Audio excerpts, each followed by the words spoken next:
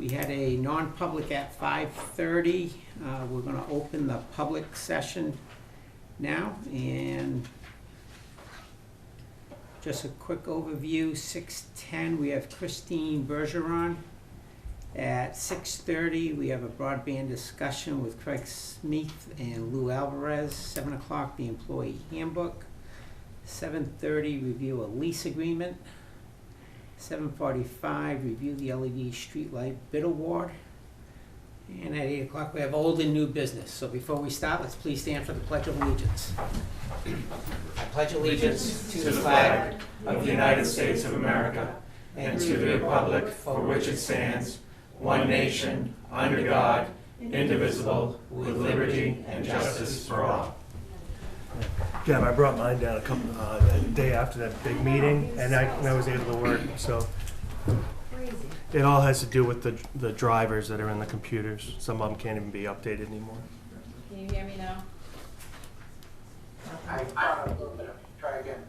Can you hear me now? Perfectly. Yes. Fine. I can hear you. Excellent. All right. Here's the selectmen. Christine? Hello, I'm Chris Bergeron, and I'm here to show support for Nicole Talbot.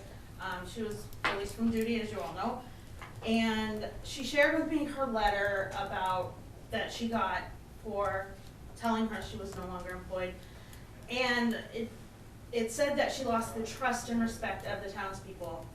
And I knew that wasn't true for me, and I figured if it wasn't true for me, other people might feel the same way, that anybody who knows Nicole, who's worked with Nicole, knows that she goes well above and beyond, not only in her jobs, but in her volunteering, to be counted on for lots of things. And I think the petition has over 350 signatures. So I wanna give you the list of names, and also about 30 people made comments why they signed the petition.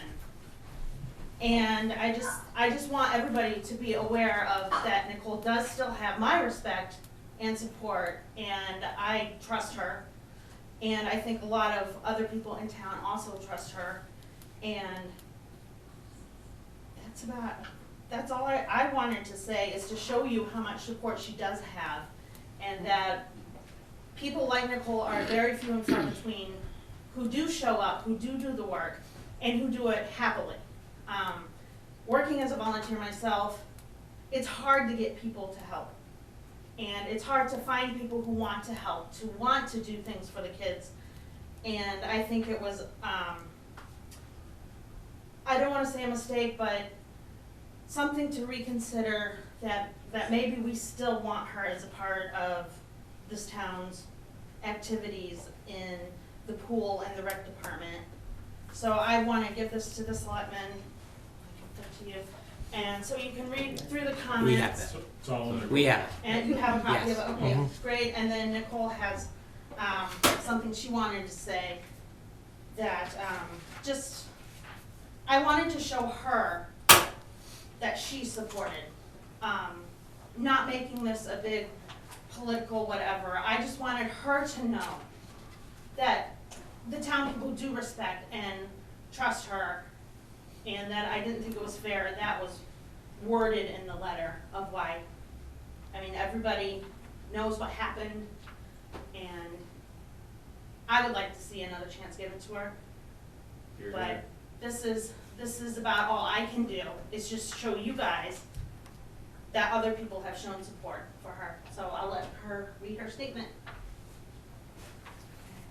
Okay, before we go any further, because Sean, I think, has a conflict, you should recuse yourself and sit in the audience so that it's not perceived as a conflict.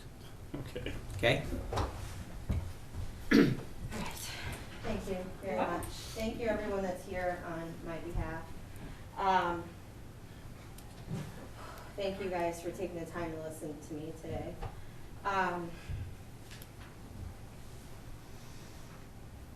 Many people in the community are not satisfied with the decision that the board has made. First, I wanted to express my serious apology here in front of everyone for the events that took place on April 9th, which led to my arrest and subsequent removal. This was a terrible accident which could have been avoided, and I recognize that. I am very grateful that no one was seriously injured. I recognize and I own the fact that I was initially dishonest with police as they approached me and asked me questions. I was scared and very confused, and everything happened so fast, and I was just in this instant protect mode, possibly in shock. In the end, before we left the scene, the police knew the truth, and they let us leave the scene of the accident. I have worked very hard the last few years as director of the Parks and Rec. Last year, I also decided to add pool director to my resume because we didn't have anyone who was able to step up at that time. So in the 11th hour, I said, I'll do it, having no pool experience, but I jumped right in. Also in the fall of 2019, I joined Jessica in the town office as her deputy town clerk, tax collector. As you can see, I love this community. I love working for the townspeople and creating memories for families. I thrive from seeing people happy and offering great customer service. I'm not perfect at any of my jobs, but I do feel that I do the jobs with great integrity, and customer service is always my top priority. I did my best to manage the budget and revolving funds for the rec department and spend funds wisely and in the best interest of our growing community. I have enjoyed bringing more adult programs to our community, such as pickleball, cornhole, and basketball during the winter. The dances have increased in attendance over the years, as well as many other small programs we have offered throughout my time as director. We started doing fun school vacation activities like open gym nights and family game nights at the schools. I took over the New Ipswich Farmers Market when Beth and Tim Somro were ready to pass on the torch. I am a yes person. I love to help families create memories. Volunteerism has increased. People come to us now to ask how they can help. It was not like that when I first began. We were always begging people to help. During all the events that we have put on, I'm always there. I'm present and available as the need arises. I invest so much of my time before, during, and after each event. It takes a lot of planning, implementing, and cleaning up, as well as a lot of behind-the-scenes work in collaboration with others. I started working with Jess in November 2019, and it was a lot to learn, but I was looking forward to the challenge. Just as I was preparing to go off to the state to have my official training with the DMV, the coronavirus basically shut everything down, and Jessica was forced to stay home, beginning in March, right after the town elections. The DMV was able to expedite my credentials, and I was off and running the office on my own until I was placed on administrative leave on April 12th. I never hesitated and jumped in feet first when Jessica had to be out of the office due to her illness. I welcomed the challenge and handled it with grace. I do believe there were ways that town officials could have handled this situation differently. It was very odd to me at the time, but I guess not uncommon. I was called 2 days after the accident to tell me I had a warrant for my arrest. It was soon after that I discovered the selectman and town administrator knew about the incident on Friday following the accident. They never once reached out to me out of concern or questioning my actions in the days after the accident. I went to work Monday as usual. I thought I had handled myself pretty well in the face of adversity and stress, considering it was just sort of thrown in my lap. I was happy to go to work each day and help our town run daily business during the difficult times we were facing with the coronavirus on the rise. On April 12th, I had expressed to the town administrator my concerns about being placed on administrative leave in the middle of the week, because I knew it was coming, especially because Jessica would still be out due to her illness. I knew we had a backup, but there was so much work to do. Phone calls, voicemails, emails, e-reg, mail, dog licensing, scheduling appointments. It was overwhelming and not easy to accomplish each day. I asked to at least allow me to finish out the week so that I could have an opportunity to catch up on things so as to not drop a bomb on Debbie. Instead, I went to lunch on Wednesday and came back to find I was locked out of my computer, and Debbie would be taking over for the rest of the day. I was taken off guard by that because I had expressed to Scott before I left for lunch that day that I had a full afternoon and that I was in fact taking a short lunch so that I could come back and get a jump on my work. Not only was I locked out of my computer when I returned, but I was expected to finish out the day to make sure Debbie had a handle on everything. Some things had changed with the software and the closeout process that she was used to had changed.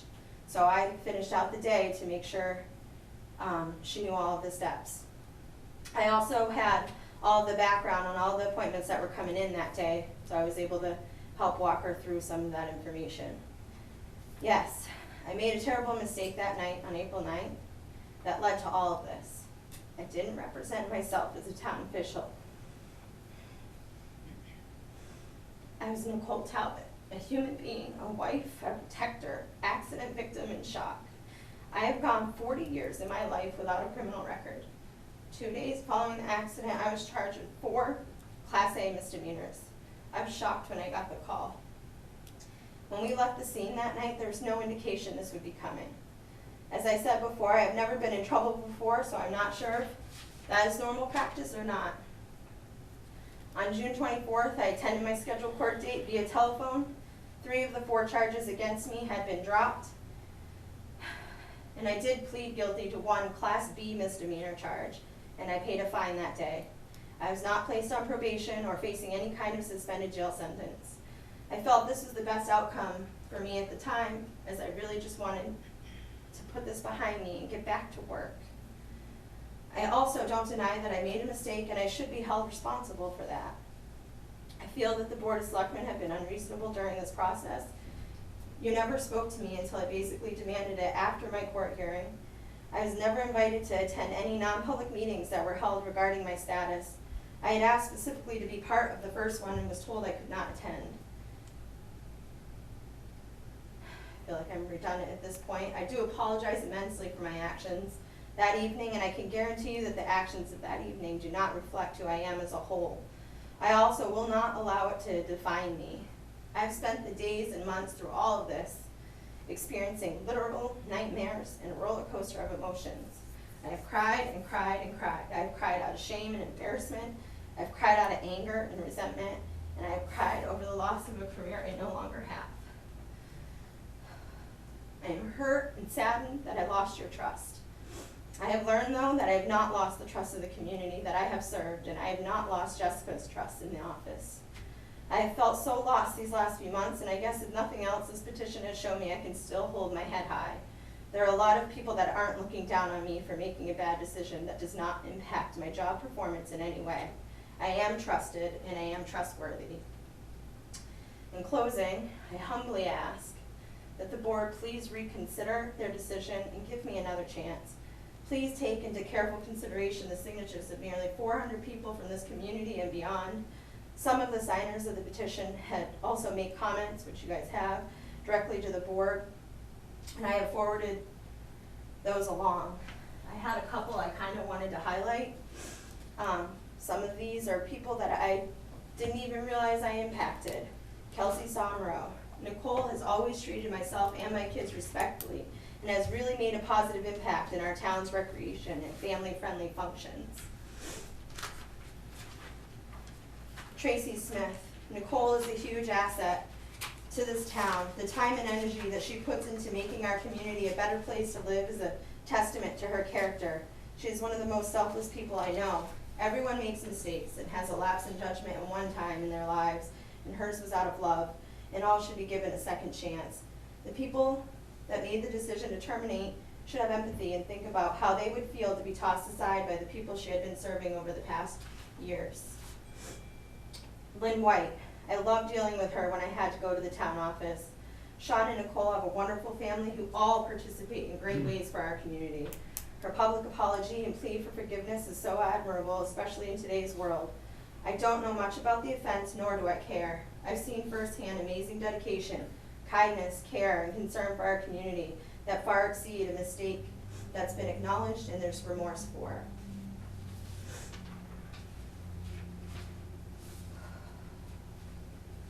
And then you guys have the rest of them.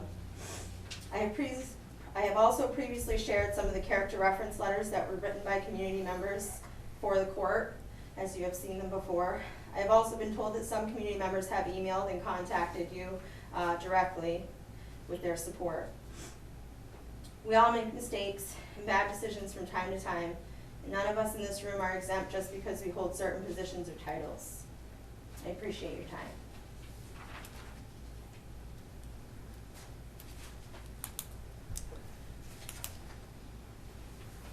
That being said, I can't disagree with anything that was said in any of those readings that you've had or with how you've performed. I've told many people in this community, I've never seen anybody more dedicated and concerned for the community. And somewhere in there, or maybe Christine had said it, you know, when you're trying to find volunteers or people to do things, it's difficult, okay? As a board, though, when we looked at it, and we struggled with this did not come lightly. It was difficult, because I guess one of the main things that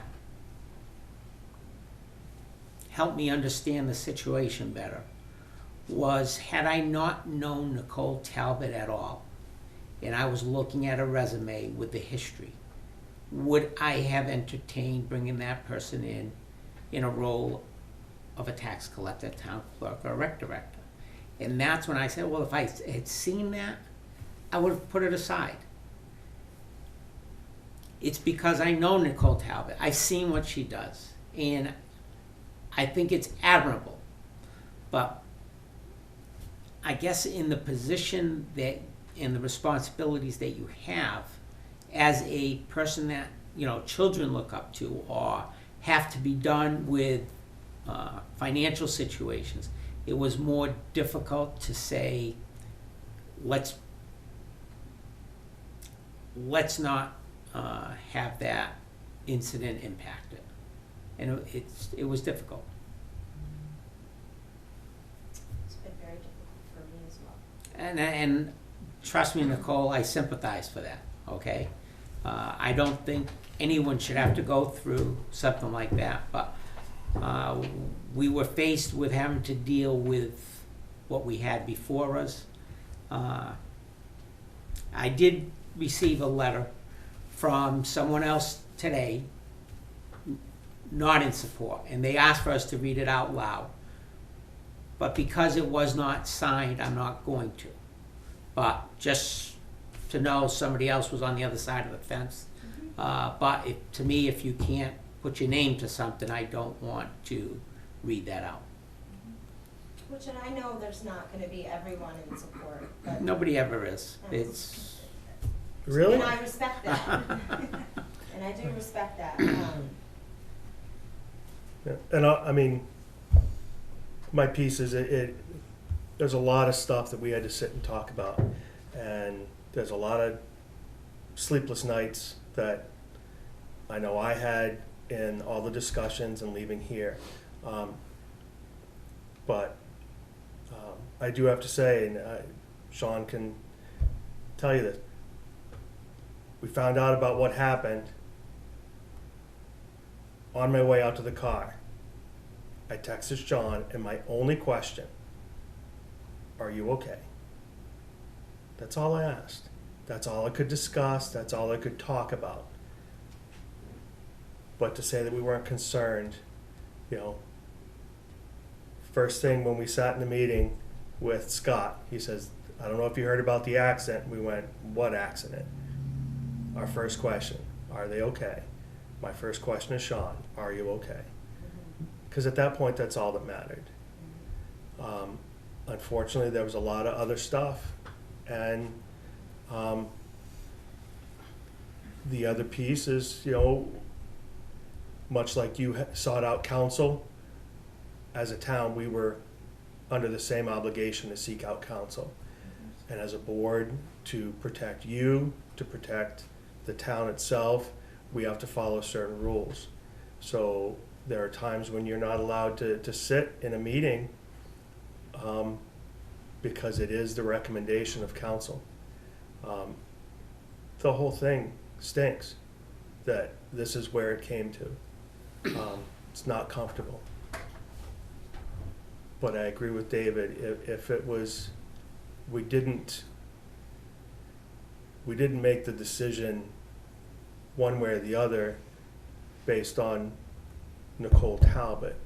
We based our decision one way or the other on the overall history of the incident and other,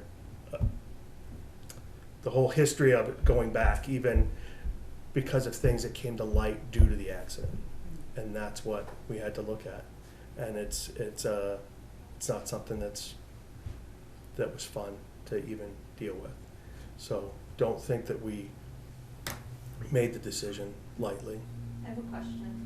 Is a misdemeanor a reason for dismissal in a position that she had? If somebody got a misdemeanor, if we break everything down to the bare bone, is a misdemeanor a cause for termination? Because that is basically In what what- happened. No, Like if somebody else got a misdemeanor for whatever else, is that cause for termination in a public employment like Nicole's in? By an RSA law, you mean? No. Yeah. No, not by law, it's not. But based on her positions and the infractions that occurred, when we're seeking advice, it's saying, well, that is, okay? So, That we, that misdemeanor it's in not the itself. it's not the misdemeanor. Okay. And that's, it's kind of, So you it's gotta not separate. misdemeanors, why she was let go, why was the reason she was let go? We're not gonna That's- discuss that's- that. That is that's the that's letter. an employee. The letter that I received She wants to didn't. discuss, John. Yeah, the Yeah, we letter, wanna yeah. discuss the this. letter that I received did not, Is the town it's open said- to a lawsuit for wrongful termination now? yeah, and town's open to any lawsuit. Great, I'll fund it. Cause this, I think this is horseshit. But because we seek legal counsel, it's the same reason why you're justified to seek legal counsel. And that's why when we receive advice on procedures and how we should handle it, we have to seek that advice because we don't know how to handle it. We haven't ever had anything like this happen before.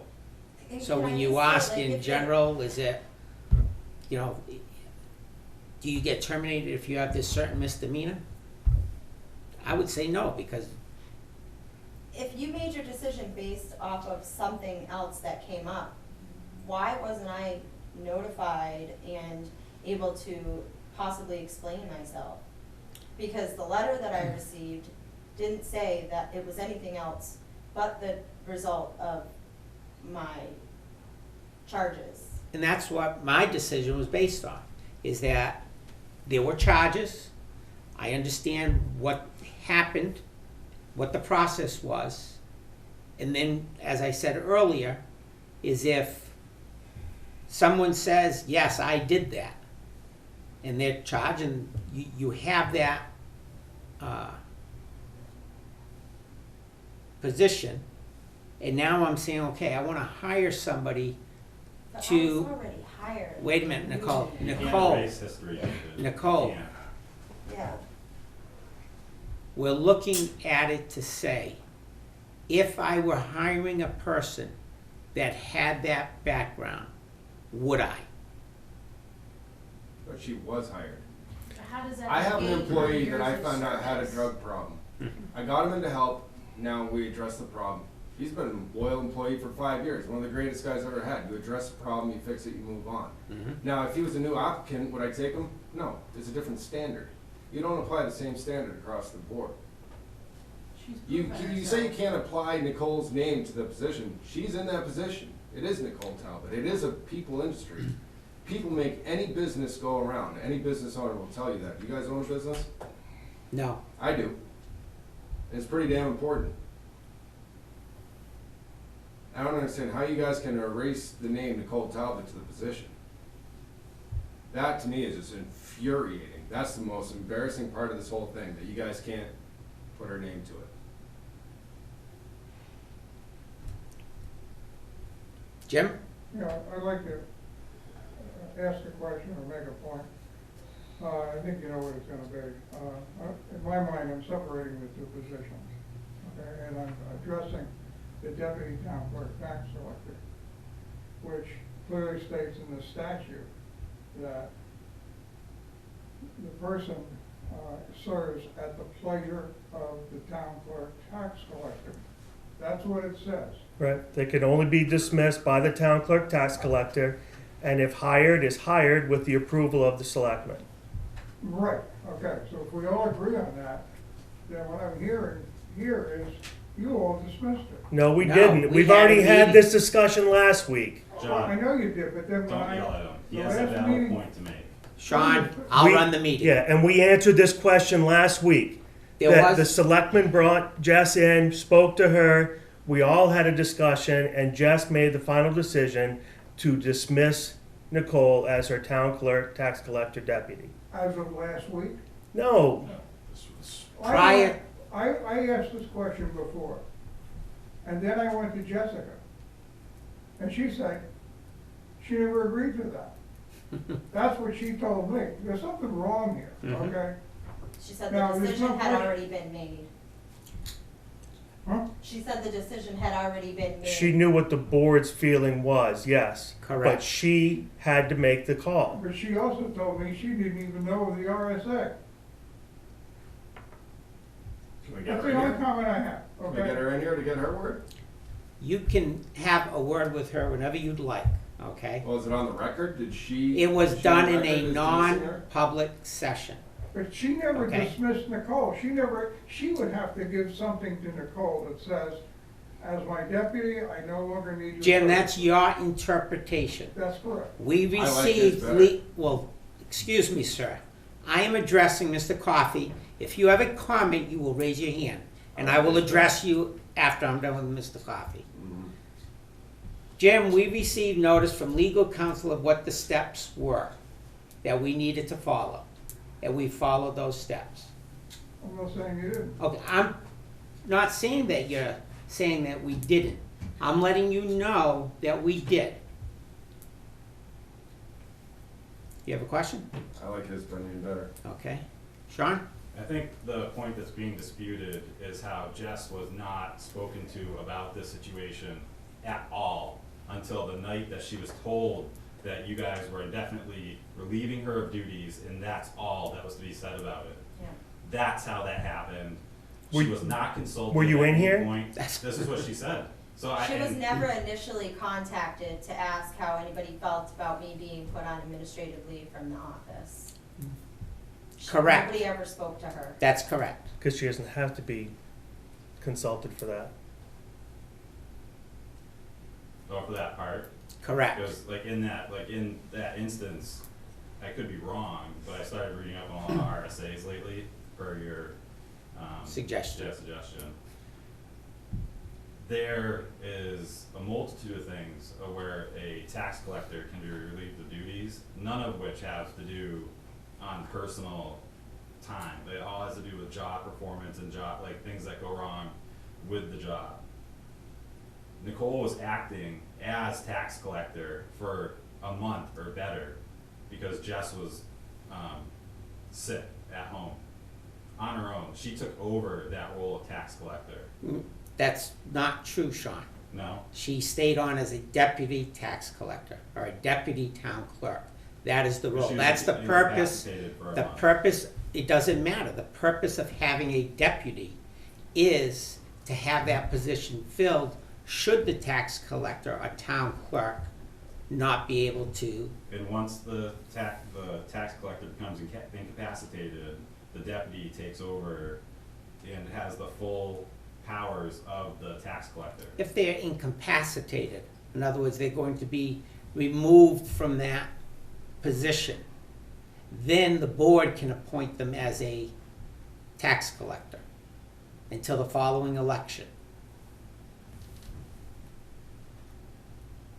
But that's not the point we're trying to discuss here. I think what we're trying to discuss, and I think we're in agreement that it was a difficult decision. We went by the parameters I discussed earlier and based on advice that we received from council. And we did meet with Jessica before the termination letter was provided. Yes? What kind of message does this send to any community members? You know, Nicole has put everything on the line, and you basically compared her to a person on a piece of paper. Like, she's done years, she's dedicated years of her life for our kids and our community. And it's frustrating that you guys would completely negate that, and you would compare her to a resume, a name on a resume. Her years of dedication should be worth something. And sometimes actions have repercussions. But do you understand that? I understand, and sometimes actions have repercussions. You know, we make those choices sometimes in a split second, and you end up paying for them. And we've all had them different parts in our lives. Unfortunately, this is how this one played out. But as a community, we're seeing how it played out. And do you understand that your actions are gonna reflect, and they're gonna, you know, future volunteers may say, forget that, I don't want any part of that, because of how she was treated, because we all saw the dedication that was there. And you guys, for not to take that into consideration, your actions are gonna reflect on the community. Well, let me flip that the other way, and I don't, because we do need to move on, is you can look at it and say, as I said earlier, great person, serves the town, serves the community. So is that okay then for anybody else to be in a similar situation and get involved in an incident that we just keep saying, well, that's okay? You know, that's why you gotta look at it and say, okay, how do I handle this? And that's why I think her years of dedication should be considered, and that should weigh into your decision. It's not black and white, she's not a name on a I piece of didn't paper. hurt anybody, She's I proven didn't herself. steal money from anybody, I was protecting my husband in a stressful moment of time and not thinking clearly because I was just in a rollover accident and not thinking about what's gonna happen the next day or Monday or Tuesday. Like, I didn't do anything blatantly to the town, It wasn't malicious. it wasn't malicious, it was, no, I'm sorry. That's all I can say is I'm sorry. Yeah, nothing to be sorry for. And It's I worth wish, it. you know, I've never been in trouble before in my life, and it's cost me everything for a Class B misdemeanor that I paid a $200 fine for. Has cost me everything that I've worked hard for. Do you understand? I do, Nicole, and I wish there were some other way of being able to address this. Because as I've said before, is that for a person that has shown the dedication that you have to this town, not only with the kids, but it's always been a can-do attitude. We'll get it done. We'll do it. We'll, you know, add more programs, whatever it may be. And it's a struggle for us is how do we still reward that without the other incident? Rewarding, it's acknowledging. It's a good job that she's done, it's not rewarding. She's not getting She's rich certainly off not running the getting pool either. or the rec department. That's for You're damn certainly sure. correct with that. I mean, I think The you're gonna, rewarding is a thank you. Thank you for serving our community. you're gonna be hard pressed to find somebody who's gonna give up school vacation week to sit in a gymnasium so our kids can go have open gym. Not a lot of people are gonna do that. It's up to half those people in town who fill that pool with concrete. Jim? I have one quick question. What's the hazard to the board if the board reversed its decision? What's the hazard? Are we talking about saving face? Is that what we're No, talking No. about? no. Because I've sat there when people are out here with petitions. Mhm. And if I was sitting there, I would say I made a mistake, and I made a big one. I don't know how you ever came to the conclusion. I don't know everything either, okay?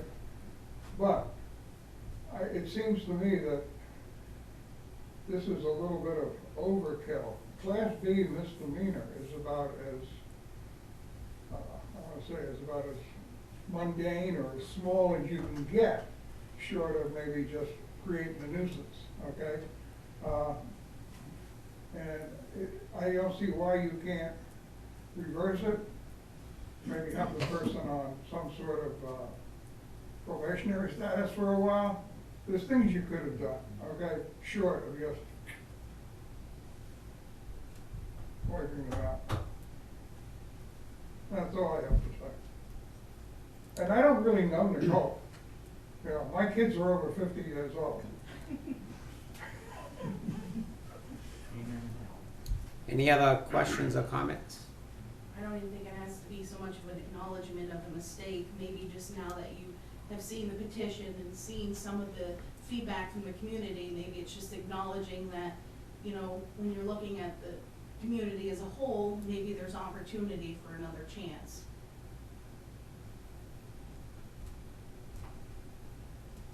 I would like to say, I'm new to the community, I'm new to this incident, and I don't know all the druthers behind it. But I would like to make one simple comment, that although I didn't own a business, I've had hundreds of people work for me. Not every one of those people was a crystal gem. And the company I worked for, which was the US government, rehabilitates their people. They put people on probation and offer them another chance. Those that severely break the law are incarcerated for a long time. This almost seems to me like double jeopardy.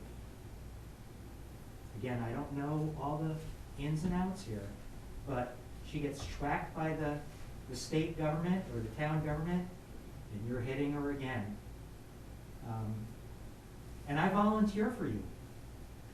And I'll continue to do so out of the goodness of my heart. But I don't understand this.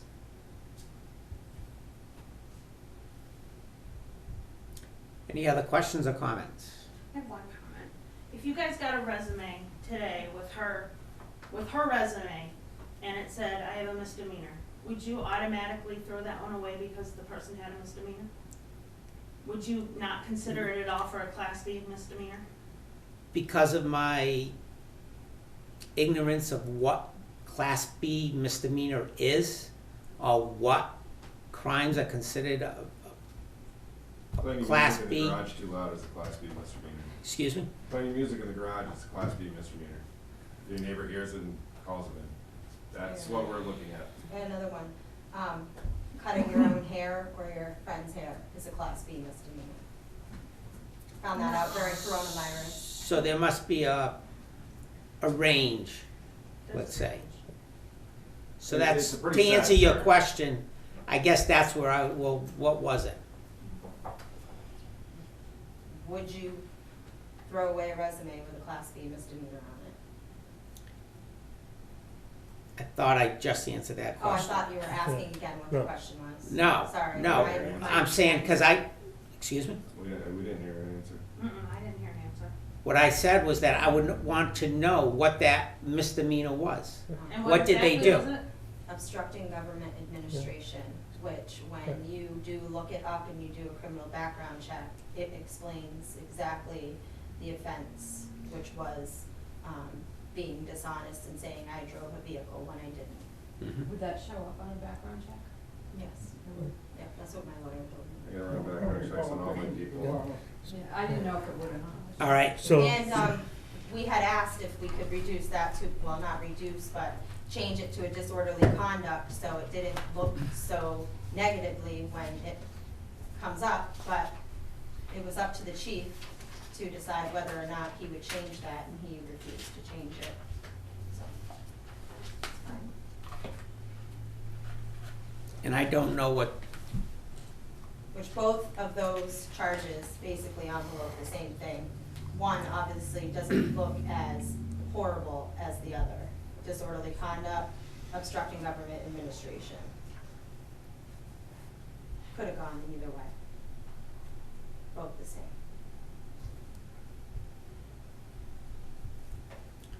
Anything else? Nope. Okay, thank you. Thank you Thank for you. listening, and We're gonna move on to Craig, and is Lou zooming in? Looks like he's zooming in. Is it in? Oh, fair. Okay. So, I'm Craig Smith, and thank you for taking the time to listen to me. Lou Alvarez is hopefully out there somewhere. We Is he on there? provide- Is he there? Yeah, he is. Okay, I see okay. John after the day. I'm curious, did you, gentlemen, receive the point paper that I put together? Right before Yeah. we got, yeah. Yeah, we were here for 5:30, so we didn't receive it till 5 o'clock, so. Sorry, that was, I texted you and I was like, you never sent me the revised one. No, but then I was able to go back and then I wanted to edit it, so it's all good. Well, that's cool. I didn't see it, so if you I can misspelled just, one or two words, and that was kind enough, being the spelling bee, our whiz that she is, to make a couple corrections. We have copies too, Craig. So what I wanted to address, and when I say I really mean what Lou and I wanted to address, is an issue that we took to Scott about a month or so ago. And it really has to do with efforts that are going on in the region to help towns gain a stronger broadband capability for the town's populace. As it turns out, that this simply does not come free. Even though the federal and state governments are putting some monies into initiatives at the moment, and I can't speak eloquently on all of the costs, but I've seen millions of dollars, at least on figures that I've read. The nationwide, the citizens of our country, 50% of the population this is Jane Pauley on Sunday night, and I taped it, and I still have it if you need to see it. People just simply can't afford it. I called Comcast, and their average rate for a population, if it was in a grouping, would be $2 less than what they offer someone like me for a reasonable kind of broadband capability. But can you explain that, what you meant by that? yes, I can. Commercial cost to a private consumer for, I think it's 250 meg and some other little bits and pieces behind it, is $39.40. If, according to Comcast technician that I spoke to about 2 weeks ago, he was saying that if it was with a grouping of people, and I actually gave him this address, it would be 37, whatever and change, $2 less. But the point is that most people cannot afford that kind of service to their private homes, and that's across the country, 50% of the people. I don't have children here. Children in the community, we're doing virtual education, and it's potentially going to get even more. They're actually saying that COVID is going to come back and hit us with a vengeance this fall. So let's just say that we go with virtual education again. I was somewhat surprised that when I asked the one person on the school committee about their support for virtual learning and what kind of capabilities were out there, they had absolutely no clue, none. I don't think that it's in their wheelhouse that they're actually pushing this initiative. And I'd like to simply take it to you to say, hey, look, there are things that are going on in the region that we should be made aware of, and we're not, because we don't actively participate in the discussions that are going on. Lou does more than I. The reason I don't is that I don't want to invest my time in something that the town doesn't have value in it. They're not asking us to do it. It's of no cost, but it's like, hey, Craig or Lou, why don't you get a little bit involved and provide us a little bit of feedback? Ringe, Peterborough, Dublin, Jaffrey all have members on a board, on a committee, that review technical, we'll just call it IT, internet technology, events that are going on in the community. Because the state and nation is sponsoring it. Under the CARES Act, there was a bunch of money released. And the state has got money from the CARES Act, so it's an indirect thing. So the Southwest Regional Planning Group is pushing a lot of this. Their recommendation is to go out and poll the people and see what they really need. But, you know, gee, we can't do that without anybody's support. And so, if you take a look at it, and if it's of interest to you, Lou, are you still out there? You are, right? I am. Do you have anything to add to what I'm saying? I'll wait till you're done, and I've got one last comment to make. All right, so are you done? Or? Yes, I am. I'm sorry, Lou. Oh, okay.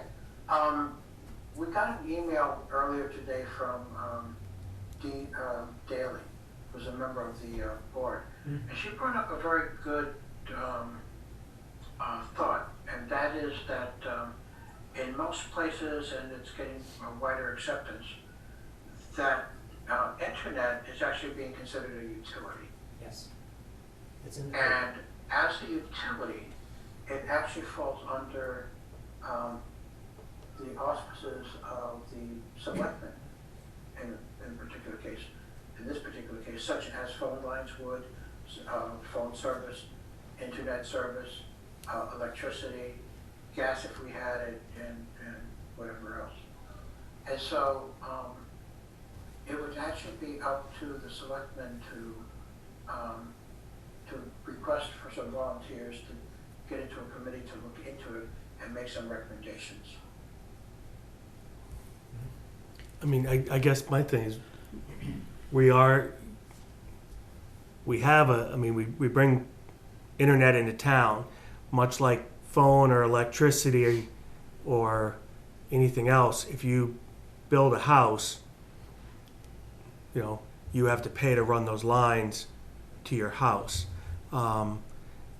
If you don't want, I mean, I understand most people don't say I don't want electricity, but it's a, you know, whether it be a landline in your house or anything like that. I mean, I'm not saying that I would turn down a committee. I mean, if someone wants to volunteer to do it, I would just think we have other committees that probably need more attention than this, based on what is the actual need in New Ipswich for this. Where how many houses aren't being served? That's my question really is, do you, like, I know we, My best guess is in excess of 30%. okay, let me just ask the question here a minute. Is I know, One of our members, Once he's talking, Lou he can't. Marino, the planning board, looked into getting some internet access because his wife is working from home, but her job is based down in Washington, D.C. And they were able to get some very, very basic service, which is inadequate for their needs, from whoever took over for Fairview. Fairpoint, I'm sorry.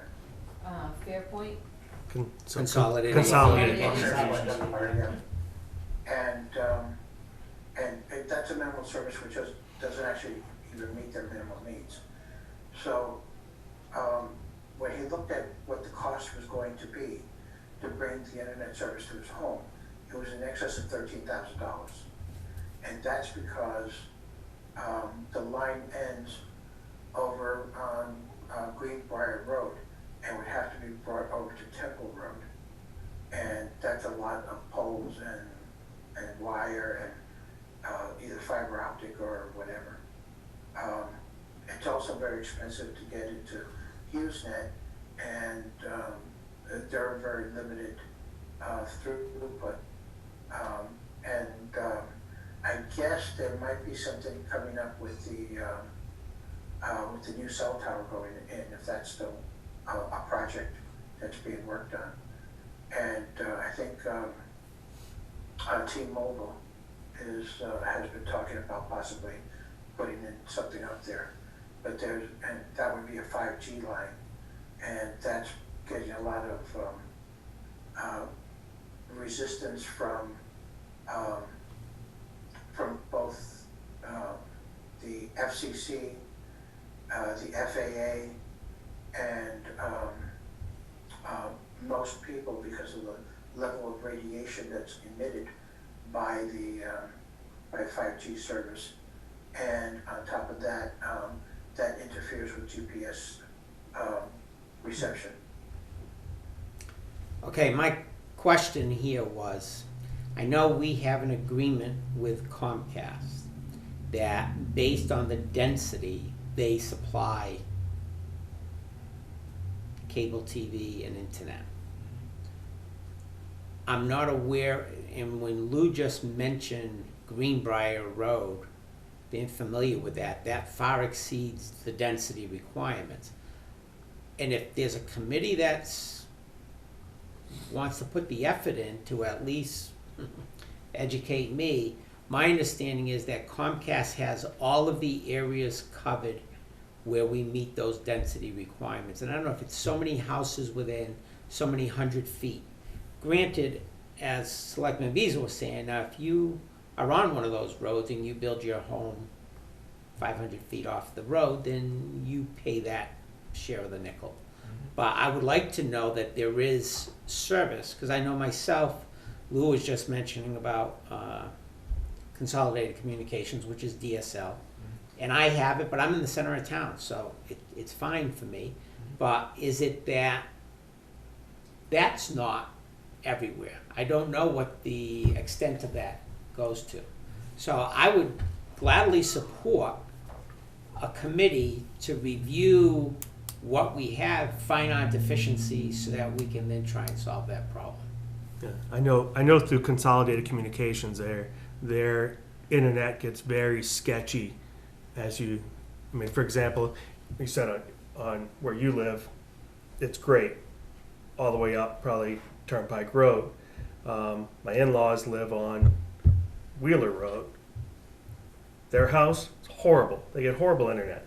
And, you know, there's only 3 or 4 houses on their road, but it comes off of, I'm assuming it comes off of Turnpike, goes down to Ashby, and then off onto Will, and or Wheeler and then to Will. And it's horrible. But they must have an option, because they're in a very dense area. yeah, they saying, could "Hey, I can go to Comcast." they could have gone to Comcast. Yeah, Yeah. And that's what it is, as long as there are at least one service, but it'd be good to know that, hey, we have either 2 services, or this one's not even adequate. Well, let's just say, like John is saying, if it went down to a road where we say, well, we have the density, but it just doesn't work. Now, I'm not saying you've got to be able to, run all these Right. games Everything. and Yeah. shows. A lot of the other towns that I just mentioned, Rindge, Peterborough, Dublin, all basically have population bases like we do. They have a center of town, and then there's people that live out in the outskirts of the town. But yet, they have someone that helps support you by doing some of this research and finding out if they can take advantage of national and state monies to help the people in the town. And that's all we're really trying to say, that we're being blindsided because we're not looking at it. Yeah. And I'm not saying that we're not looking at it intentionally, but we should at least, as a town, be looking at it to the point where we can make an informed decision on whether we can help the people or not. And I think it's great that you stepped up, you and Lou, like identified a problem and are offering your services to the town. only if, just, I wanna make it clear, Yeah. I'm willing to help, but if I don't get the sanction, you know what I mean, of the support. If someone asks me why I'm doing this, so I'm sitting in the Southwest Regional Planning Group, time after time after time, I'm not just doing it for my own edification. It should be that really you should tap into that knowledge and say, yes, Lou, Craig, and whoever, go forth, help us out. And come back with the information and educate us. Right. Yes. And then maybe throw a question or two, or, our ways that we could kind of, like, piranha's feet on and, adjust and do something back. Lou, anything? If I can just add one more thing, the major driving force behind this, at this point in time, has been the school system. Due to the COVID virus and the element of it, you know, the teachers are concerned about the health and welfare of their staff as well as the students from the virus. That they've gone to using internet access more for the teaching process and also for the homework process.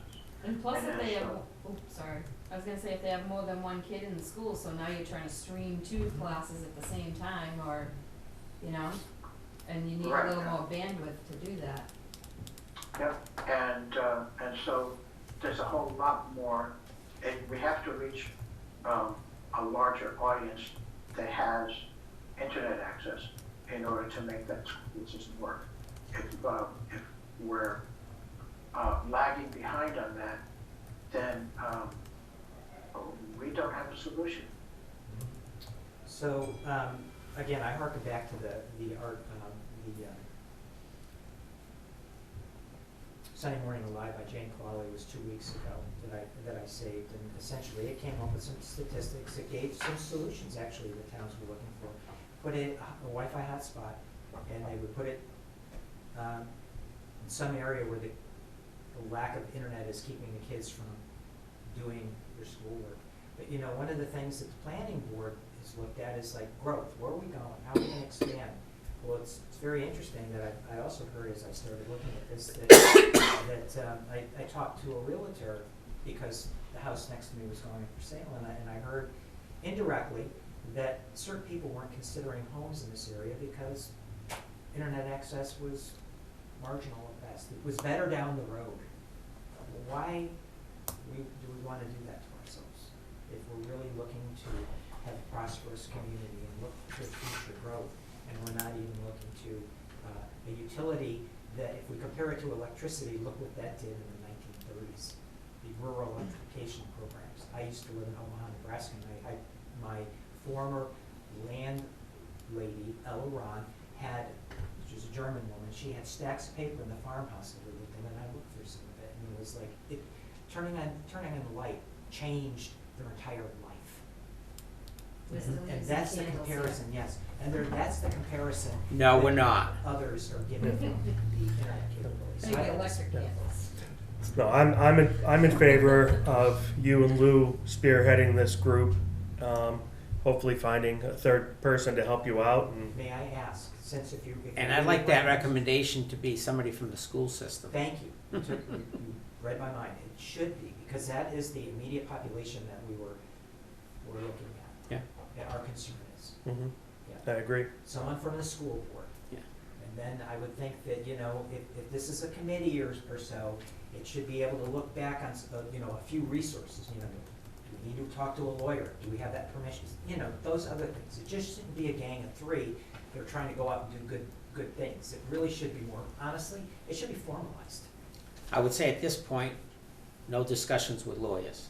Just gather the information. And one of the things that I think might help you, if I recall, either in the archives or available from Comcast, is a map of the town that shows where the internet Density service regions is. and stuff like Yeah. that. All right. Okay. Well, all right. Well, thank you, Lou. Do you have a timeline? Well, you've got my point paper, and that was about as much Is as I was that going what to give you you without a emailed? yes. Or is this Yes. Same thing. one and the same? Because you alluded earlier to reading something, and I'm like, Sure. I got the one I've sheet. checked every Ledger newspaper that's referred to that. I've talked to selectmen, I've talked to planning board folks, trying to research some of this stuff out to understand what other people are doing. I even brought it up at the planning board. We discussed this, but Long before COVID too. yes. Yeah, there was another article in today's Ledger. Right. But it's really hard to go forward from trying to do something, and they ask, well, who you represent? If you're representing yourself, well, okay, got it, but it's a different story. Yes. Is there anything we need? Yeah. Motion to allow Mr. Smith and Mr. Alvarez to form a broadband committee hopefully with adding a school board member. Is there a second? A second? All in favor? Aye. Yay. Thank you. Thank So- you. Okay, Lou, good job. Go forth and prosper. You can be the lead man, I'll be your wingman. Thank you so much. Thank you. Thank you, Thanks, Craig. Greg. I'll have to check you out first. You're so funny. We had at 7 o'clock the employee handbook. I'm gonna be right up front, and that's not one that I've read yet. I'm glad I'm not the only one. I was With all the going other through that reading. lease stuff. Well, I'm not and, gonna walk you two guys through this whole thing. I mean, I don't have that kind of Wait a patience minute, tonight. Wait a minute. Where were your comments? We okay with skipping over that one? Yeah, please. Uh, Man, I felt bad about that. Now I don't. all right. Okay, so that goes on, To Vertex. which agenda are you gonna be ready to have that discussion? Let's start there. We could do it next week if you stop sending me stuff. When I say, okay, on Monday I'm gonna read this, and then I get things on Friday. Are we back? Or on Monday, and it's like, I can't read all of this. Well- Are we back to weekly? Not until after Labor Day, I thought we had last time. All right, so not next week I then. can't stand this bi-weekly. Oh, you love it. No, I love every week. Every week. Oh, you Easy for you to say. can come here and read your binder. I do. Yeah, so that'd be the 8th? No. Is that the So, 8th? so the No, first that's, is that's, next week. The you 8th, can't do it on the 8th, that's, That's that's the the election. primary. Yeah. We can do it Wednesday the 9th, if you don't mind a Wednesday meeting. my Wednesday, well, by then they're gonna be booked. I'm hoping. You're hoping? You can golf. No. No. Yeah, I'm good for a Wednesday. If you guys are up for it. It's not a planning board meeting week. No. No, it's right in between. Oh, wait. I just have to When is know it's a week conservation? school starts for me, so it's a don't know. crazy week anyway. No, that one might hit. It's the conservation meeting, the 9th. Start or wait till the 15th, which is 15th. 3 weeks out. All right, 15th it is. That gives us plenty of time to read it. Yeah. We can read that while we're sitting at the polls, which I'm going to be late for, but so luckily it's not. There you go. All right, so the next meeting is the 15th, is that what I'm hearing? Sounds like it. Yeah, unless we meet on the 1st. Now with the polls, are we supposed to be there the whole time, or do we take shifts between the three of us, or how does that work? Probably depends on who you ask. If you read the RSA, We're supposed Well, to be. you're supposed to be there the whole time. Yeah. Yeah. All right. But All right. I don't know, I was looking for the COVID exemption. So could we put a tablet there with our face? There you go. A Zoom meeting? Watching it. Yeah. Put a Zoom. You can. I'll be there. Breakfast, lunch, and dinner. I'll be there appoint, as soon as I can. Whatever That's the first day my employees are back because we open school 2 days later. Yeah. So we're going to weekly As after, of from the 15th on. yes. Yeah. Okay. So did you want to meet next week, David, or did you want to put it out to the 15th? Next week is. The 1st. First. Yeah, I can meet on the first. All right. So on we go Tuesday the 1st. So we're gonna do it first, Yeah. okay. And Just to do the employee handbook. oh, I'm sure Scott will find something else for us to talk All about. right.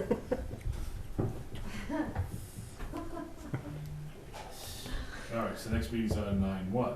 Yeah. Yeah. Employee handbook will be on the 15th. I'll give you time to read it, because it is long. Okay. Thank you.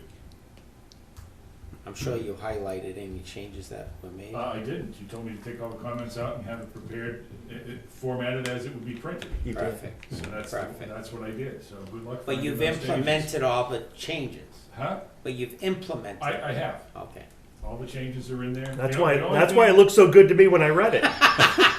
Just looks so clean. Yeah, I mean, it was like I was able to just scan through it. I mean, it was beautiful. It's a great document So you the put only together. thing that I would probably add and should have, available would be a social media policy. So yes.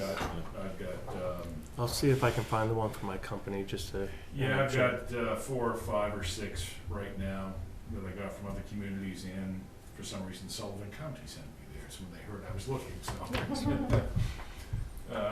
But we'll look them over and try to come up with something that fits our community and have you guys review it, and if you like it, we'll incorporate it into the handbook at the same time. Thank you.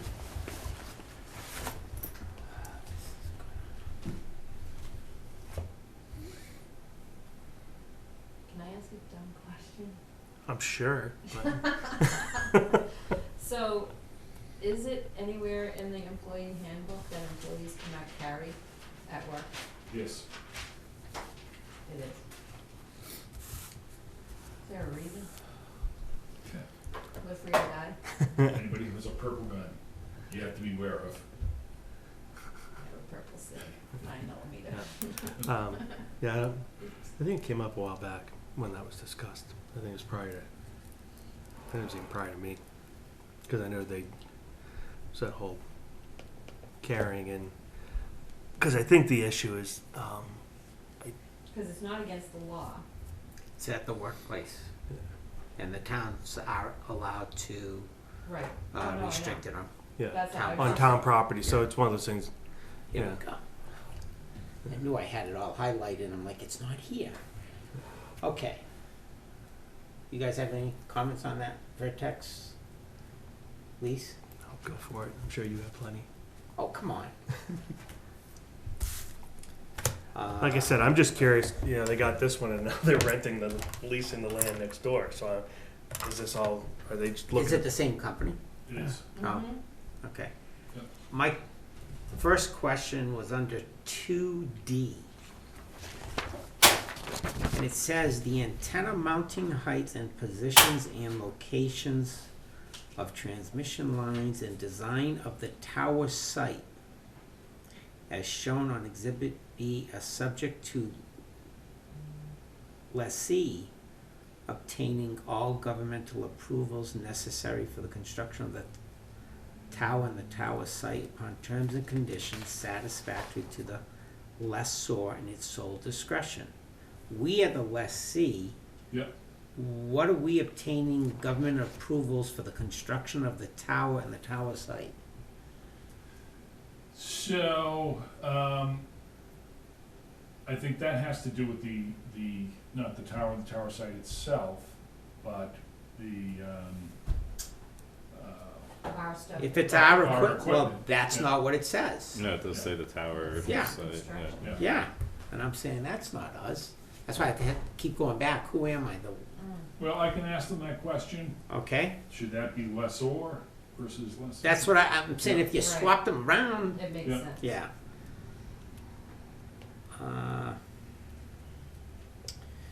Taxes on number 7. Lessee shall pay all personal property taxes assessed against lessee's personal property that is located at the tower site. Lessee shall also pay as additional rent within 30 days of notice from lessor any increases in real property taxes levied against the property of the tower site. So I'll tell you what Bart's comments were on this. One, he thinks you could probably remove the whole thing. He says it's almost a moot point, because when the assessors value the tower, they're not valuing the individual equipment that's on the tower. So even if we change the equipment, add equipment, it's not gonna change the value of the Yeah. tower. So he says it's.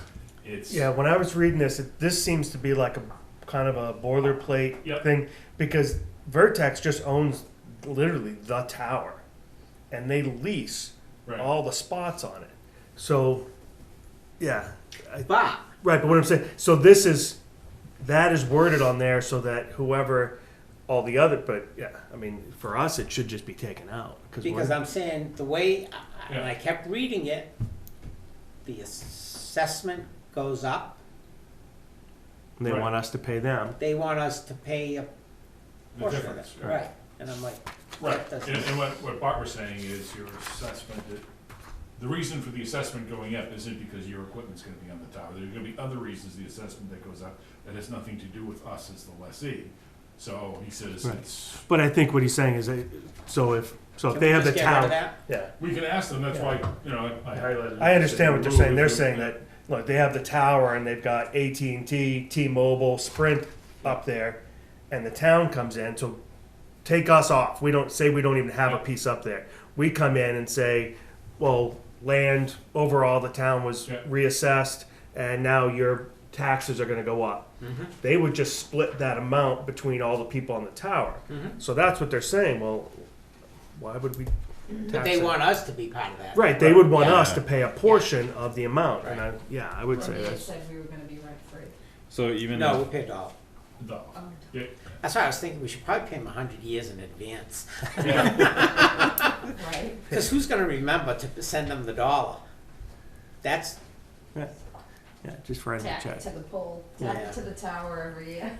number 22, relocation. Did you have a question on that, Sean? no, but it almost Oh. reads as if it's a agreement between just like one of the like services, like a T-Mobile or an AT&T, not us as the town. Right, but Because that, like, if you read the 2D part, it, you know, like that would be something in that agreement for the like someone that has space on the tower. right, Like, well, we're treated Yeah. like we Yeah, are we do T-Mobile have or space. AT&T. yeah, Effectively. yeah, And that's the way they're looking at us. We're just another tenant on yeah, their tower. But I think we're a unique tenant. yeah. So, A very unique tenant. 22, lesser will have the right at any time and as many times as necessary during the term of the agreement to cause the lessee to relocate its equipment. Right. They do understand there is a cost to that.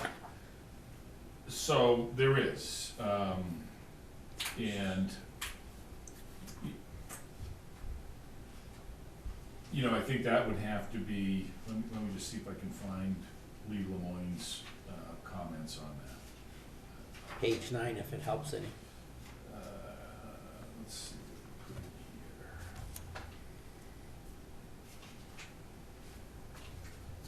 I don't think if they want you to move it, they should pay for it. So Lee's take on it is dealing with these towers on a regular basis in his business. He says, I've never seen this clause before, but it's actually a courtesy. Should something happen, we can temporarily affix elsewhere on the tower, probably with a lower quality of service. So he sees it as a benefit. That's not what it says, though. That, It's not talking about if you got a problem that you can relocate it. It's saying that they can ask us to relocate it and we need to move it. And if we're getting their approval up front for the location, right. Yeah, I mean, they would, you know, I think that's something we can clarify if they need to have justification on why the move is necessary. You know, I can discuss that with Fran Parisi and see what his take is. I would on say it. that, you know, I can't think of a scenario, but maybe somebody there can explain it, that if we've put it in where they've told us, and let's just say they get a client that will pay them a premium price for that spot, Mm-hmm.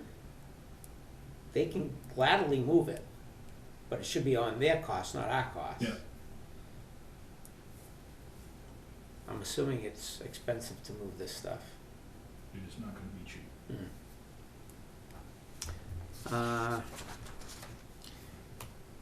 think my only other comment is gonna go back to our previous discussion of Old Peterborough Road. Oh, Yep. boy. That's, yeah, So Yeah. we're talking about that down here. It's down yes. But we're up here first. So,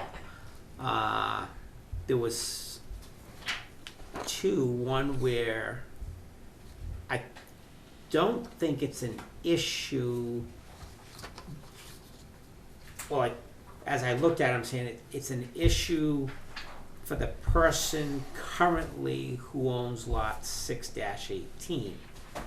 Because Mr. Glavy owns the adjacent lot, so they technically own to the center of Old Peterborough Road. So if they're doing that drive, they would either need to get the permission of 618 or that we get Old Peterborough Road laid out. That's just, because then on their plan view, they were showing a 20-foot wide access and utility easement. I don't know that he may have that, or they may have that agreement with the current landowner, but when you come to Old Peterborough Road and Old Ringe Road, I'm not aware of any, That's VNY Construction, Victoria Chan. yeah, owns I know, 618. yeah, Oh, yeah. I thought you were asking who did. No, all I'm saying is because Old Peterborough Road, as we found out, is not a Class 6 road, the two Continue. people own to the center. Mhm. And if we're saying, yeah, that they can go in and put in this drive, well, Mr. Glavy does own to the center, but this other person owns, so either they get their approval or we do as, No. When we spoke about this a couple weeks ago with relaying it out, didn't we come to the conclusion that if the property owners would be willing to let us like have that land in order to relay it out, that we're fine with relaying the road out? Mm-hmm. They got no cost. Right. Yeah. Yeah. So is that just some research that has to be done on our end, like Yeah, I'm contacting the already property looking into owners? that to see what it's gonna take Okay. to make that happen and what the steps are gonna be to get there. but we should be able to just find the document from when Old Peterborough Road was laid out and just reiterate that. You make it Because sound so simple. It is. You You just gonna go Is back it? to 18 whatever. 1844. Yeah, let's get that 1844 So map the and old Ringe Road was relayed out in 1987, so maybe Yeah, but I'm, minutes or something would, at least you get guidance on how to do it from that. I don't know if a call is simple enough or not, but my understanding is all of the historic road data back to the 1800s and whatnot is kept up in the state Concord archives. So they may have it, and I think even a phone call to Ed Rogers may save us a lot of phone calls and running around. He seems to know where all these documents are kept. Okay. Oh, good, if we can find that, I might take a field trip one day to Concord. For my road file. And nothing to do with the lease agreement, but are all these antennas that are labeled for the town just for police? So, the way Lee did the configuration was he tried to take into consideration future requirements. We wanted to use it for, fire, DPW. And the reason for that is, when they designed the tower, he wanted to make sure that we had the tower designed for maximum load now. Okay, Not that we would use all of that, but to recertify the tower after the fact can be expensive. So we, in our conversation with Vertex, it seemed to make sense to, and we gave them all the specs of everything they needed so their designers could design it properly from the start. so which one of these is what we're looking for the police? I think it's the 10 foot tall? tallest one, yeah. And what's the microwave for? Don't know. Okay, Don't know off the top of my head, can't remember that part of the conversation.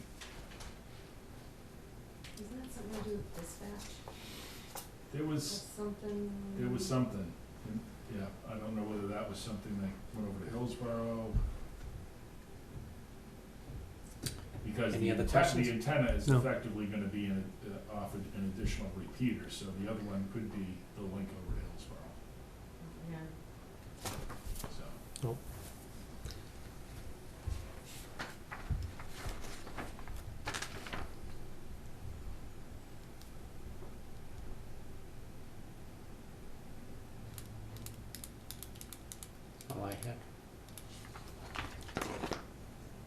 no other questions, can we go on to the LED streetlight bid award?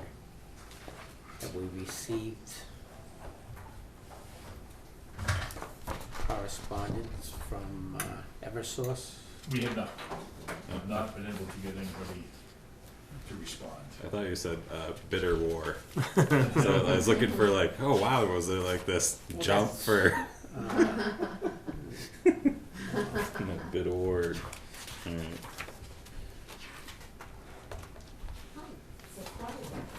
I don't know if we actually had people competing.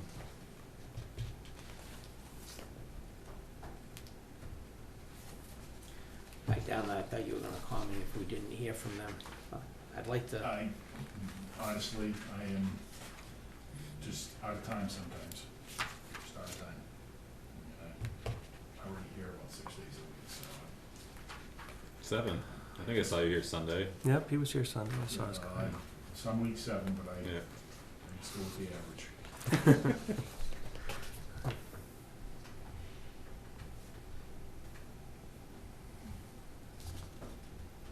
I'd like to get their feedback before we make an award. Okay. I just.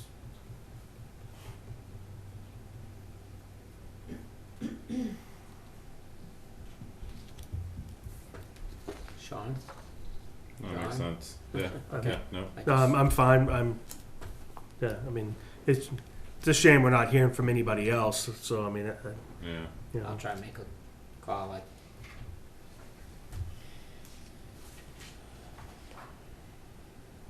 Because it's one of those things we could hear from Eversource and won't make much difference if we don't have anyone else to award it to. So. But at least if they can tell us, oh, that's in line, or hey, something doesn't look right there, you may wanna ask, whatever. Gotcha. So I'm sorry, but going back to that Vertex lease. Yep. You're going to send comments to them?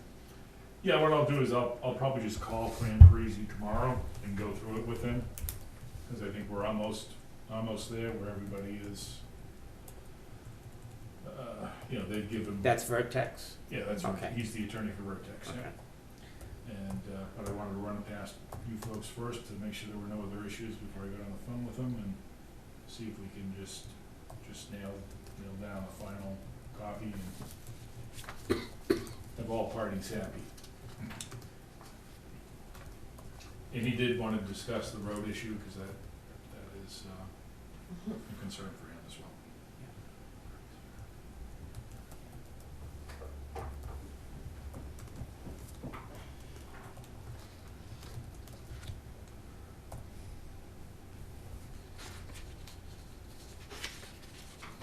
I sent you an email earlier about where are we with the encumbered unanticipated funds from last year and the anticipated funds from this year in relation to the So, proposal for the. as far as I know, I don't think we've used any of the 75,000. That's why I didn't remember what the number Yeah, it was. was 75,300 and something, if I recall. So none of that has been touched, so that is still there. And last I heard from the state was we were gonna, they still committed to the second amount of. And what was that amount? That was 75,000, exactly, They were the same. same. So So the that's- That's what they're anticipating. Now, I still have my doubts about that, although we did get the letter from DOT on the block grant at 147,000. They committed to that through, their fiscal year 21. So that took a little bit of a ding, but not much.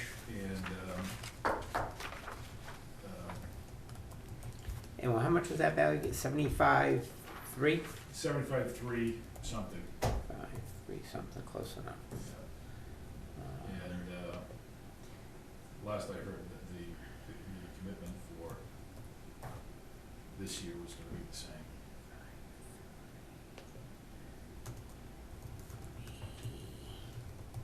Combined.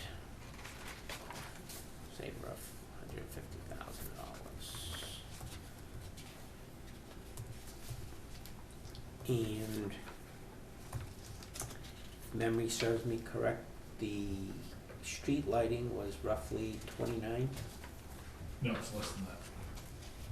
Well, it's less than that, but there was also items that were gonna be additional costs. Well, we're gonna get a few extra fixtures. That, and we had discussed about possibly needing utility poles at one or two areas that were Yeah, I excluded. think there was one area that was, Is it just Page Hill? I think it was just the Page Hill where the pole was questionable as far as location. Did you have a value there? No. That's what I thought you were looking up. So, sorry, I must be distracted. What else you got in your copy? Let's see. So total project cost after the Eversource rebates is $21,390. But we pay the full boat, Right. which is what? $32,589 before the Eversource incentives. Call it $590. It's $589.86.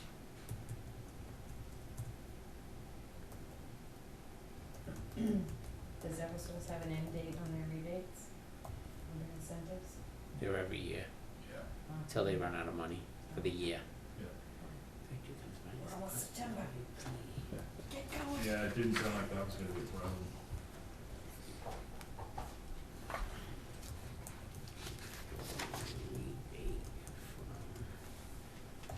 So that 32 is what we would need to set aside, so we have approximately 42 to 43 left. plus the 75.3, John, did you go through that? correct? Right, If we receive it this year, right. which is what we had budgeted for. So we're talking roughly 115,000 plus.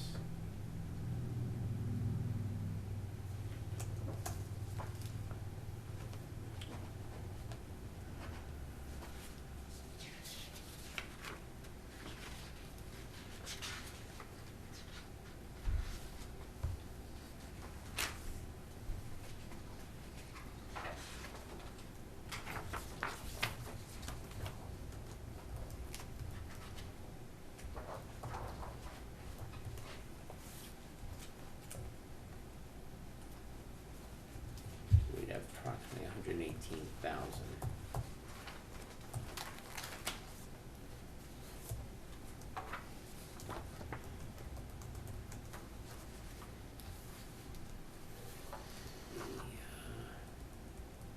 Salt shed. Did Peter have preliminary pricing on what that cost was gonna be for the salt shed? So the original quotes range from the mid-50s to the mid-80s. And Then he we- also had to buy the blocks and set them, right? Right. Remember what that number would have been? I don't, off the top of my head.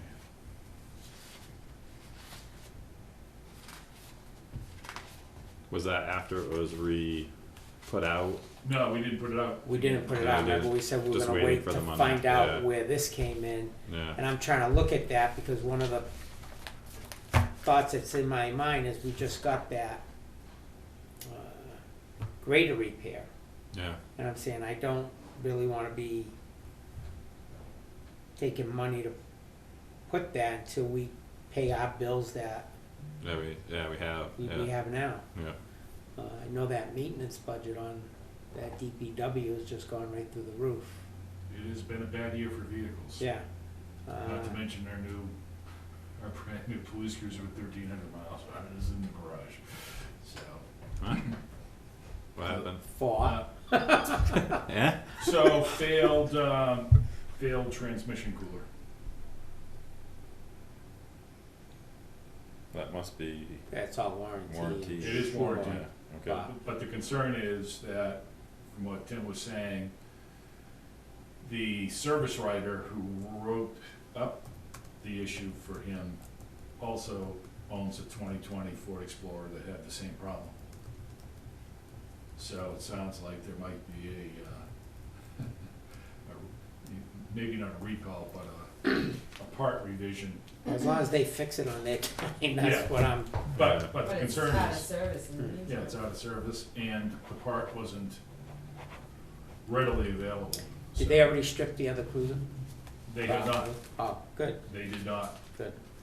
MHQ was asking for the other cruiser because they want to start taking equipment off for the second 2020, but we can't give it to them until the first 2020 comes back from Townsend Ford.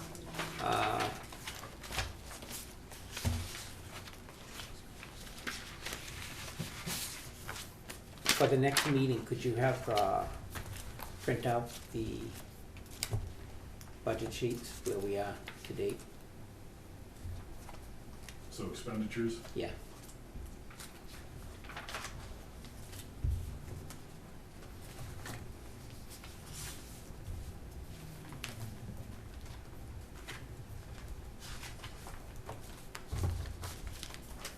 I was intending on running those tomorrow or Thursday anyway, so what I'll do is email them to you, so you have time to review them before the meeting, instead of waiting. I told you I had to be done employee handbook.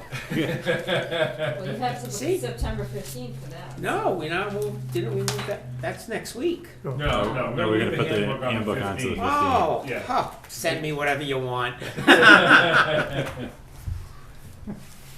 Sorry, just because I was looking, do we have a policy that if someone comes on, they're paid a minimum 2 hours automatically? For the highway, I believe we have that. And I think they had I it for think that's the US rec, Department of Labor. yeah, like Yeah. the pool stuff too. I think there's a 2 hour minimum. Oh. If you bring somebody on, You been breaking that law? yeah, No, I know there's some states that have it and some departments may have it, but I don't think that's a, I think it is. yeah, I think it is. I think if you bring somebody on for you, they show up for work for 15 minutes, and say, we don't need you for this shift, and you send them home, I think you have to pay them a 2 hour minimum. I thought it was 4. no, Too. two. Maybe it's math, it's 4. I just looking No, at time in cards. IT consulting, it's We 4, paid 6.5 hours of overtime. just to show up. And I know exactly what the person was doing. It probably took them 25 minutes max.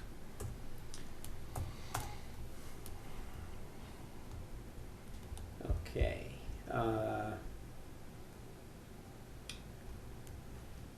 vote to accept CARES Act funding under RSA 21P 43. Right. So what this is about is, Where do you see that? it's on It's under the, old new 8 o'clock. business. Oh, I don't have a fancy blue one. oh, no, you should. No, Yeah, it's front of in, your book. in the front of your book. Oh, and the Oh, book. front book, Oh, the yeah. book one's different than the other one. Yeah, so what I've decided to do is, Which version did I on get? kind of our Yeah. rolling, Yeah, that's it. This To-do is his list rolling that you to-do list. asked thing for. he Yeah. asked for. Nice. I'm only gonna put it on our copy. All That's right. fine. Yeah. So I'm I gonna do that have, with the assessments. I do the same thing with the board of yeah, assessments. so you will see what the list is, but I don't think Right. the world needs to see Yeah. what I haven't done yet. Well, we haven't done. Yeah. Yeah. So, but. Because one of the ones I'm gonna ask you to add to that, because I thought today we should have it on here, is 2 items. Okay, Well, actually, one's on here, the other one is the cemetery. so, speaking of the cemetery, I sent. I don't wanna go out of order. Yeah, Yeah, we'll put it in there. Yeah, we're right at the bottom. Oh, can I start with signing the manifests and discussing that stuff?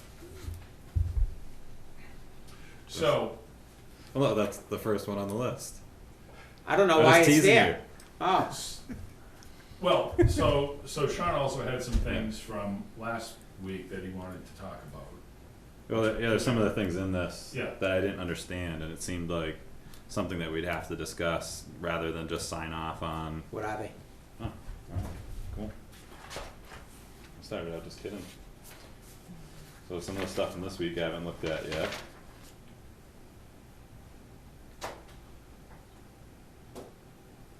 Alright, so hires Robert Boynton in the amount of $149.90 for the Zoom subscription from Conservation Commission. And there's a post-it note that said for discussion on it. So I just asked if we could discuss it. I'm assuming Scott put the discussion note on there. So I have, we already have a Zoom account that we're paying for. Mhm. And the idea of having that Zoom account was so that any board could use it, or anybody could use it really, you know, for town business. Bob took it upon himself to go out and get it, even though he's using and has a login to our Zoom account. He went out and got another Zoom account for the year, and he wants to pay for it out of the conservation funds. So my question is, why would we double up on it? And We I mean, shouldn't be. I mean, That and we he has already, the, yeah. you know, his board has the authority to do what they want with their funds, I guess. Except you just David brought that up though. Yeah, but that's, and I'm gonna research it before we meet, but Yeah. the funds, from my understanding, that the board has in their separate Mm-hmm. account is from the Land use fees change tax. collected from the current use tax. Land use change tax, yep. And They have two those separate accounts. funds are supposed to be used for preservation of land. I don't know how a Zoom account falls under that. Unless he plans on taking it out of a budget line item and not out of Yeah, that. if it's out of his Possibly. budget, but I don't think it, well, how much is the bill? $150. I don't think their budget's $150 because, Well, whatever. yeah, I mean, my Yeah. concern was. Yeah. But we it's- shouldn't be it's- duplicating. Right, it just seems to be a small Can we amount of money. cancel, or is that an annual? That's for the year, I believe, because Yeah. it's, We pay $14.99 a month. yeah, And we so, run out of storage constantly. right, so, Delete stuff. so he paid for it out of his own pocket, is asking for reimbursement.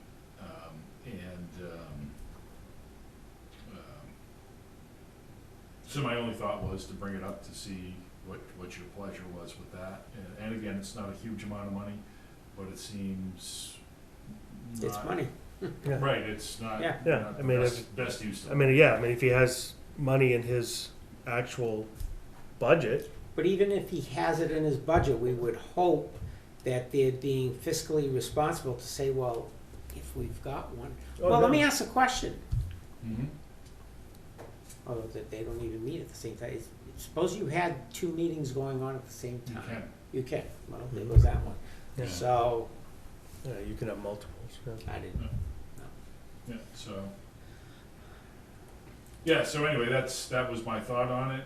I would ask him if he could cancel it, Yeah. and if he can't, then Find a let him know line. we have Zoom accounts He that he knows should that. check. Well, he logged on like the whole day of Really? the meeting because he was trying to get things working and make sure this worked and make sure he could iPad to screen to, he's way more technical than I am. Yeah. I don't know, so I don't know. But I mean, yeah. But he has been like playing around with it and trying to get things working and things that he wants to, ways that he wants to do things, but I'm not sure. Like, so I had to delete like 9 hours of recorded time because Do we save those? I saved the planning board ones. Looks like I don't know minutes. why. Right, minutes. Just another backup of my minutes. Oh, it was if I just mi- like when we if I used to missed save the something tapes, I- and then they finally said, you don't need to be doing that. You just have drawers full of tapes. Yeah. Mhm. Yeah, I don't think do once, yeah, I think once you have your minutes. Yeah, just- that's the only official, Right, Uh, well, if somebody questions the minutes and then you can go back and, I don't know, I save everything well, digitally. we shouldn't be incurring costs to save things for, Well, you're not incurring costs to save it. I Yeah. save it on a Tony Drive. and when that Tony Drive comes to capacity because of all of the digital things, it's gonna be, we need another server, and that comes into cost.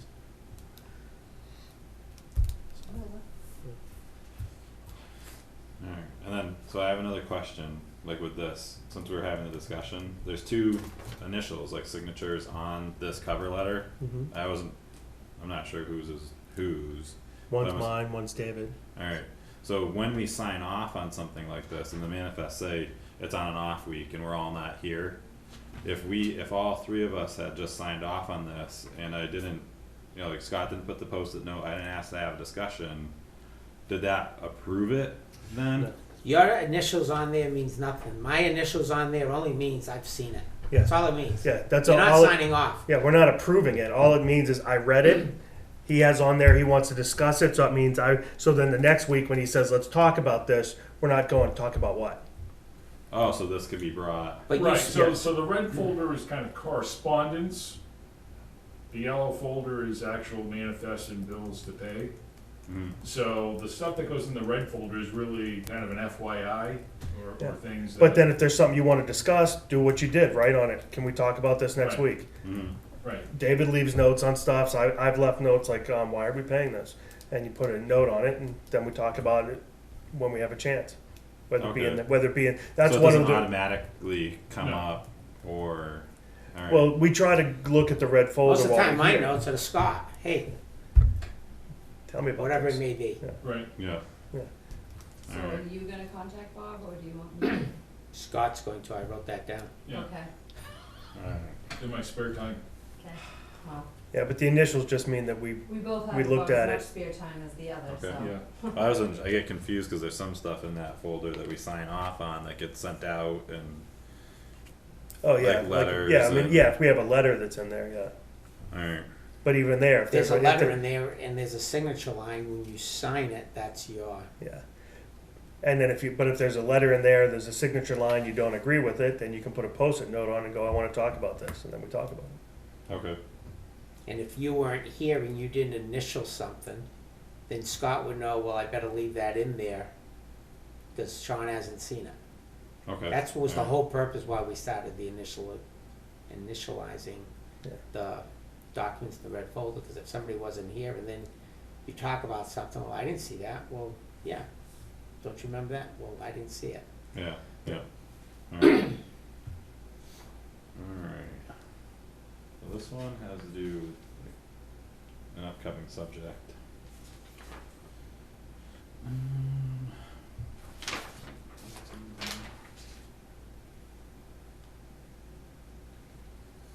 Now this Comcast bill, it says confidential at the top. It's not a bill, it's what we get from Comcast, Oh, that's what we get. right? That's bottom piece. Yeah, that's our fee. You know, Oh, where to we- them. No, no, but to They us. pay to us. No, I mean, yeah, And- so and we, that- And that check came in today, by the way.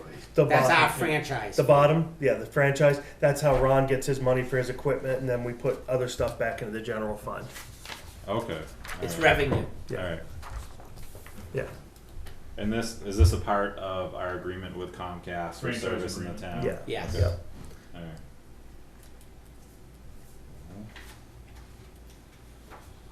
So on that note, can I, while you're reading? Yeah, yeah.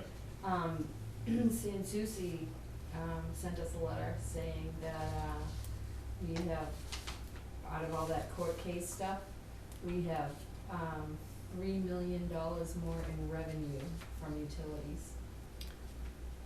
In For this year. revenue or in, No, in assessment. assessment? Assessed Yes, value, sorry, yes, yes. yeah. I was gonna say, 3 million, boy, we're taxes gonna. are zero this year, kids. Yeah, three million in Yeah. assessed value, so that's good. Alright. So, and then this one is the block rebuild on the grader. Yep. And I think you had asked over email for what the labor part of it would be, Mhm. which would be the third page No, of it. that's why I asked, because Nortrax is not Right. installing that, it's, and I don't know A the name of the separate firm. contractor, Yeah, there's yeah. a separate company that Yeah, Peter has. Laughwords on-site repairs, Right, Is he out of like Fitzwilliam or somewhere over there? Richmond. Yeah, yes. Yeah. So again, like, cause some of this stuff, cause it's big dollar amounts, Mm-hmm. we'll discuss at the meeting, approve it. But just because we sign it and it doesn't get spoken about again, like, So this just goes forward without any other input? Well, so the next time you're gonna see input is when those vendors, when the work is done, we actually get an invoice, and then we're gonna have to sign a manifest to send them the check to pay for it. Alright, so they don't wait for approvals to do the work, like that they're gonna get the money? Well, so, right, so,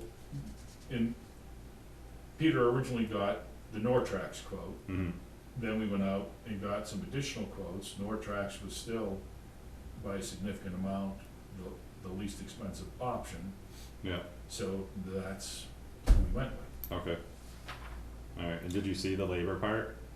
No, I Yeah. talked to Peter about it, cause what I said earlier, Yeah, when I was trying to do that calculation on the anticipated funding that we were getting from the state, yeah, which was gonna go towards the salt shed, and I'm saying, well, and we've got a hold on that because we were saying we were gonna wait to see what happened with the street lighting, yeah, and I wanna find out where we're going to be financially on the equipment repairs that have been occurring on the DPW, to make sure that we have the monies yeah, to pay those bills before we go To the salt shed. to the salt shed. yeah, yeah. And then on this, like in this packet, we have one for 11,300, one for 22,850, and one for 4650. I'm assuming like all that's combined together. Or No, they're No. each individual, so the Okay. last one, the labor one, actually goes with The first one. oh, with the first first one. All right, so we're at like 16 for that. Yeah. Right. Okay, all right. Yeah, and then there's the adjustment for what they're keeping, Because we get a credit for the for what we, block that's for there the now. block that we, for the piece we paid for, Yeah. we get a credit, and that's the adjustment that's on, Yeah. yeah. All right, and then from the 100 night shelter, requesting like increased funding We do that Okay. during budget period. during the budget. Yeah, cycle. all we pay them is we pay them once a year at budget season on that one, Yeah. warrant article. Yeah, So what I do is as those requests come in, I gather them up. okay, that so when this we will go come to up have the again. budget discussion, During the budget. Okay, and that's what the warrant article for, human services Yeah, is made up of, is a total of those yeah, we look at all of them, organizations. okay, and then we try to, when that comes around, you'll see like the 100 nights, and then you'll see another one, and you start seeing that, a lot of repeat services. yeah, So instead of giving a lot of them little piddly amounts, whatever, we try to go, well, which one are most of our people using? yeah, Which one, from New Ipswich, not from, because they'll tell you, like, oh, we had this huge thing. Well, how many people from New Ipswich did you serve? yeah. And then that's where we look and we send our money. Or Cool. that's where we come up with the, Yeah, I just The making sure that it was suggestions. gonna come up again, or if it was a decision that we kind of initiate now and then the note gets Yeah, made. no, we're just and doing it information just gathering compiles at this it. point. Okay. Alright. Cool. That's all I had from that stack. CARES, Yeah, so the CARES Act, so, is this the one that's gonna refund us our emergency police line item? this is for election. Oh, let's skip So over that this is one for the now. extra ballot expenses, et cetera, et cetera. Yeah, And, this is another one of those ones that kind of, we have a very small window. I have to get all this in by Friday. And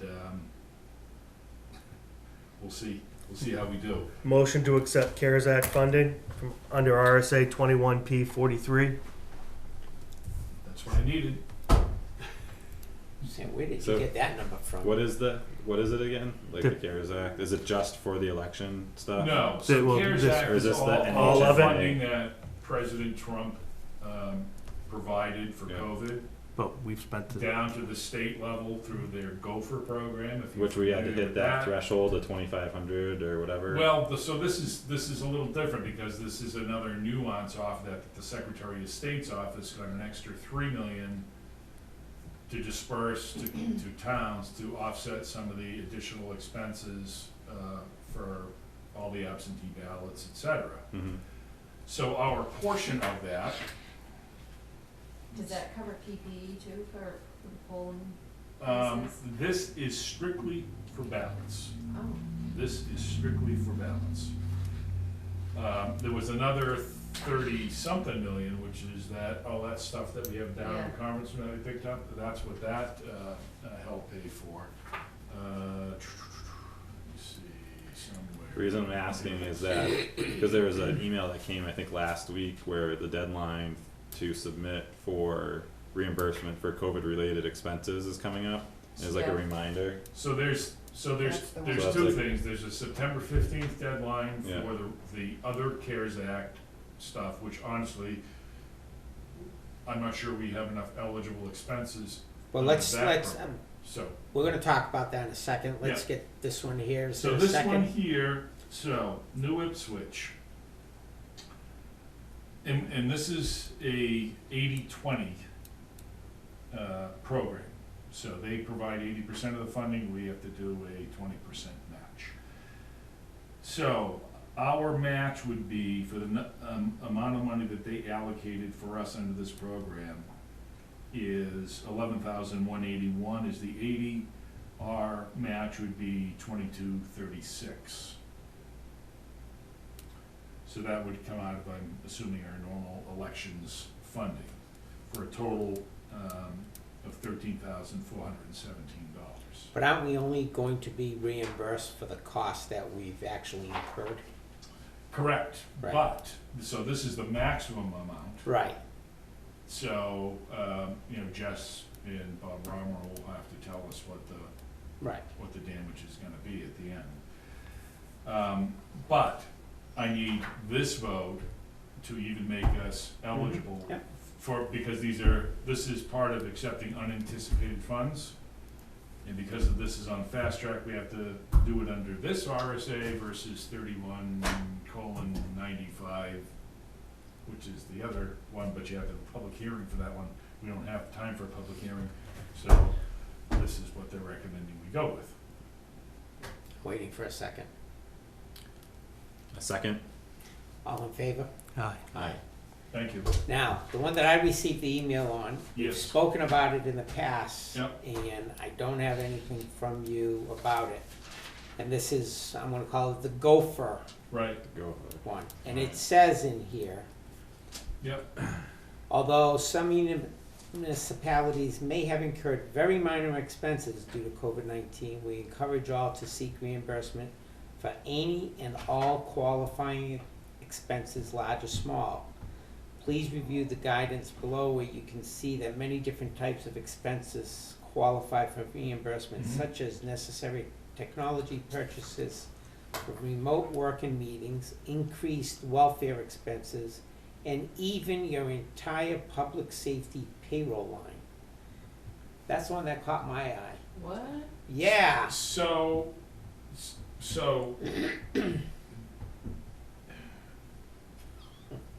it's not that easy, of course.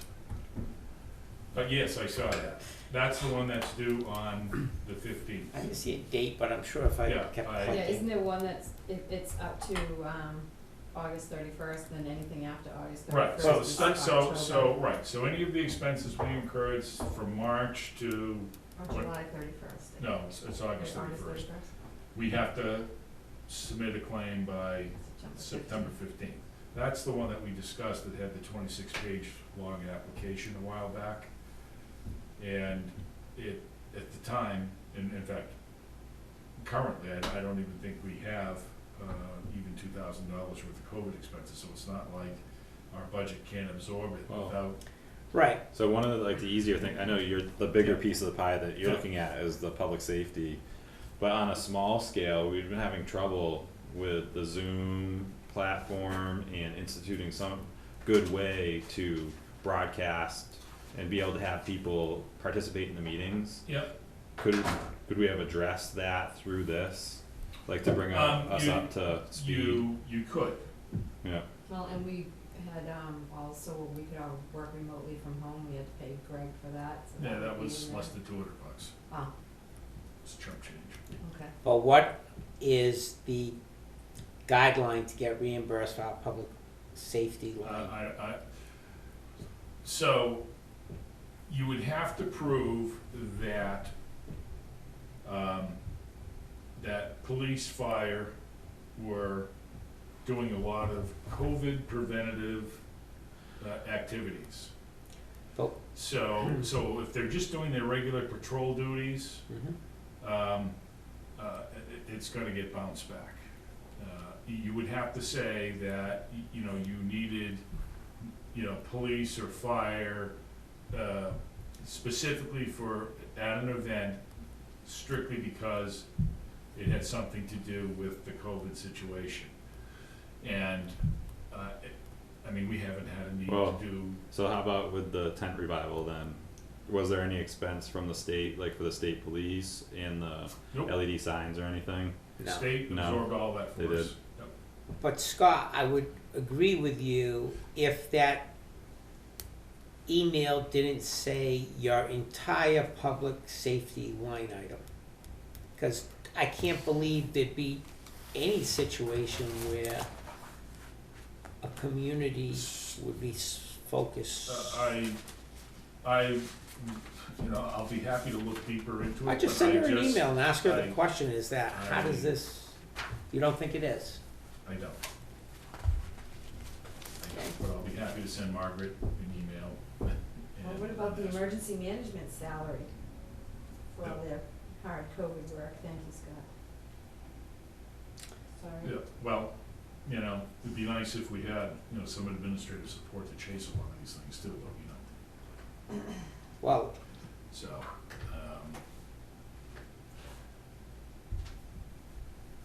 but I'll look at it and see if it makes sense to get that application in. 'Cause I wonder if it, you know, if it's the entire line item. So if it is, you know something, as a federal taxpayer, I have a problem with that. Right. Because this is federal money, which really means it's my money. Mhm.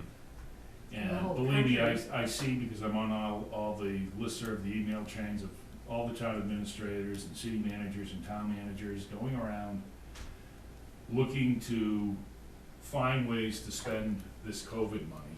I mean, the latest one that I heard was, oh, can I upgrade all the fixtures in my restrooms to be no-touch fixtures? So in other words, you don't have to touch the faucet to get water, you don't have it all, Yeah. you know. And they're gonna try to justify using COVID money for that upgrade.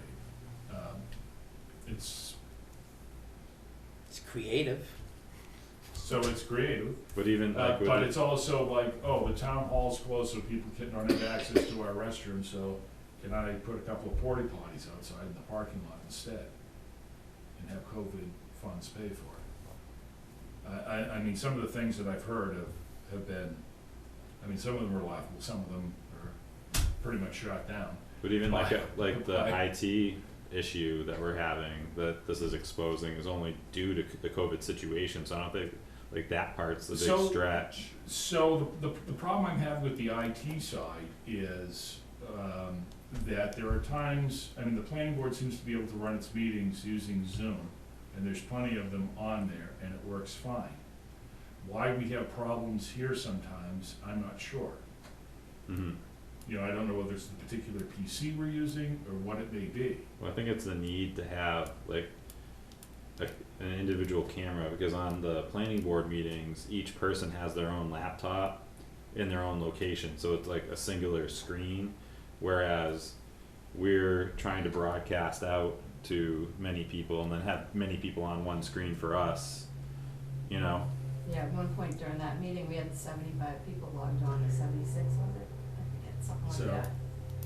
But John is saying that it worked when he brought in his Yeah. laptop. Yeah. So it's- And I think, and I'll be honest, I that. read something, it was like something with the Yeah. drivers or something. Yeah, it's with the drives. And to be honest, on something like that,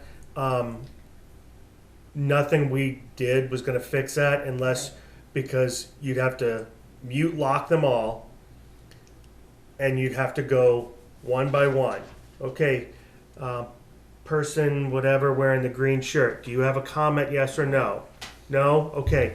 Person two, do you Well, have. no, like I'm not talking about that's a problem with those meetings in general. Right. But our problem that we had was people couldn't hear us. That I We think couldn't that hear not them. no. I think Yeah. we'd never like tonight. We didn't have that problem. I just think it was that night because we hadn't had that problem at any point until that evening with just maybe that particular PC. So what So- do we do Oh, that was the during the third PC. like the town hall meeting? Right, but not- stuff. You know, like when people aren't going to come out necessarily to the school or wherever we decide to have. So what we on, and that's very easy because I've seen those with up to 200 people on. You have one person who has a computer in front of them, and you are monitoring that as in a chat session. Someone has a question, they have to either put it into chat, or they put it in and you call on that person. You go, okay, so and so. And you do it by phone or however. We may have to come up, but there's a chat function that's down the side. So you're like, there's no way that we They should can get raise an their updated hand. computer and that can. It has handle it's doing not this going to stuff. do it.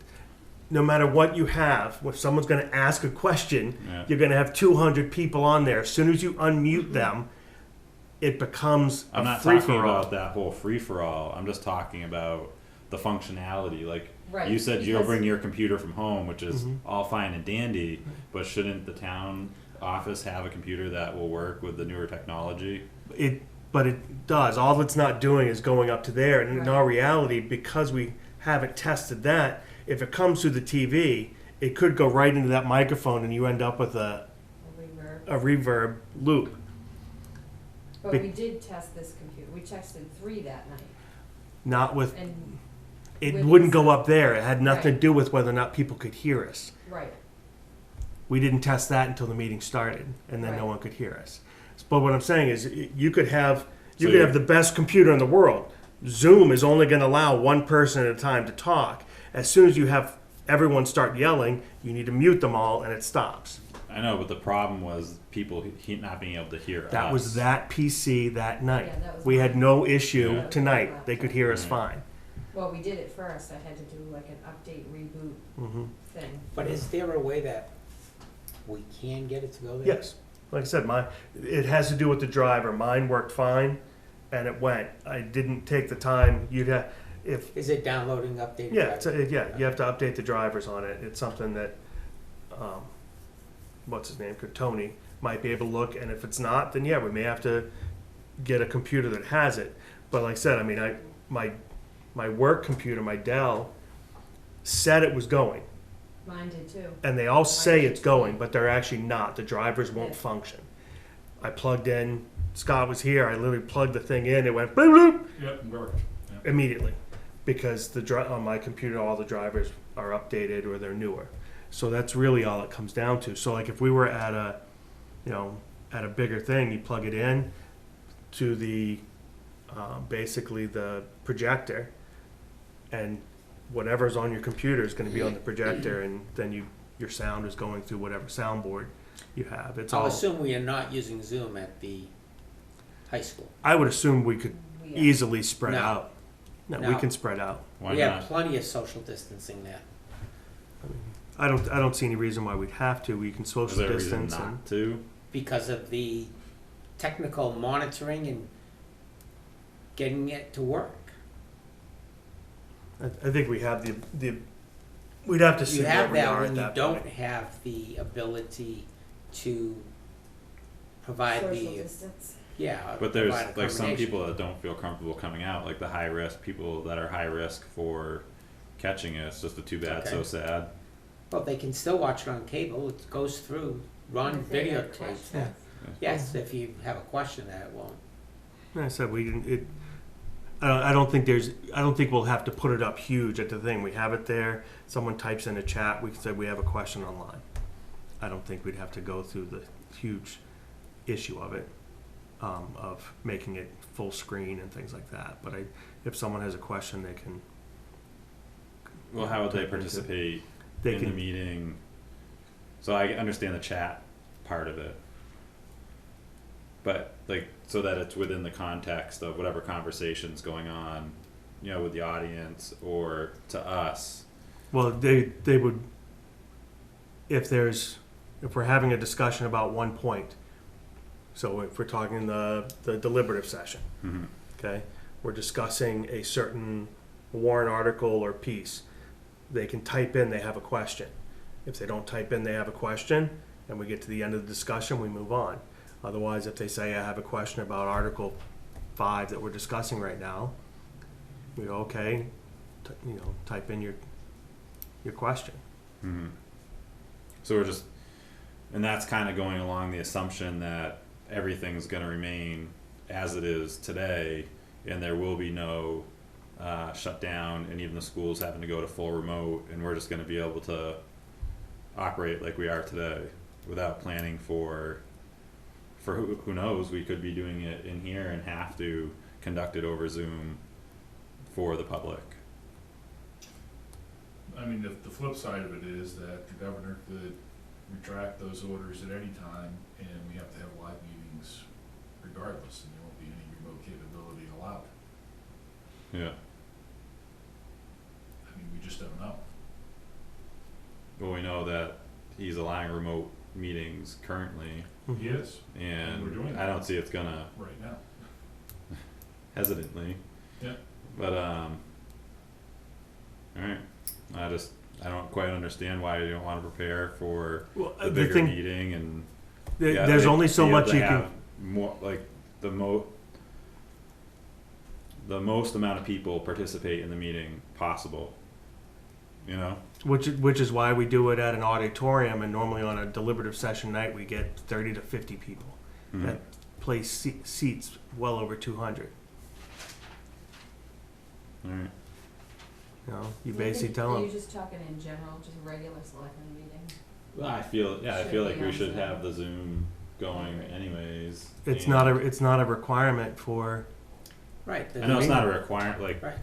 so a lot of things are, they either don't have requirements or you have like the baseline requirements, but there's no, I don't see the drawback to going above and beyond and, giving more transparency and more, like giving more than what is the baseline requirement is for things. So that's where I'm going to, is just, But you Why? say the transparency, Sean, Yeah. you've used that word a few times. mhm, And all of the meetings are run on both cable and YouTube. So if somebody saw something on there and they were concerned or they want to make a comment, they can always come back at a later meeting and make a comment. I think what I'm challenged with is trying to conduct a meeting where we had, I don't know how many people were on there trying to talk at the same time, and you've Mhm. got people here, you're trying to give them the opportunity to speak, and you couldn't know. And, which I and- agree with, and the school board does a phenomenal job with that, like from their meetings. So it's, again, I think on us to come up with a way to control that environment and allow people to participate through that environment instead of just not wanting to use it at all because it's a pain. There's to nobody try else to- on there. But I mean, even something as simple as that. Earlier on, Lou started talking. As soon as Lou starts talking, Lou can't hear anything going on in the room Yeah, because he's talking. yeah, So it's just, and as far as the school board, I mean, you say they do a phenomenal job. I've read other comments that people go, I never got to ask my comment. They didn't want to listen to us. They didn't, accept public comment, even though it said that there were times. I mean, you're going to hear good and bad, yeah. you know. Well, I mean, just for the fact of controlling it to the point where people are able to make comments and they go through that long list that you speak of, Mm-hmm. and it doesn't devolve into catastrophe. Like the whole thing doesn't, like the online commenting can like devolve real fast. Mhm. Like the way that they work also it, they found a way to try. They also to- they don't use Zoom either. Normally, I think they use Google Meet a lot of times, Is unless they switched over. But the school itself uses a lot of Google Meets, Mhm. which is a different program. It's a little easier to deal with. I will, Oh, is that a better option? it's another option. I think they're all similar. I mean, they have Google Meets. My companies, they're using Microsoft Teams, which we have access to because we use Office 365. It's part of the system. So I mean, it's all depends on what you want to try. But, I mean, in all reality, I think, we can plan and plan and plan, and then we get down to the school, and you still need the school to give us full internet access. Good luck with that, too. I mean, it's, Well, during normal times, but maybe like when you have to do it, like people change. well, I Like, it's- understand. But, I mean, again, it's, it is what it is. I mean, we had it that night here, and we had a storm. Mhm. It's one of those things. Everyone's always gonna, and this is one of the things you end up with, and this is something that's happening everywhere.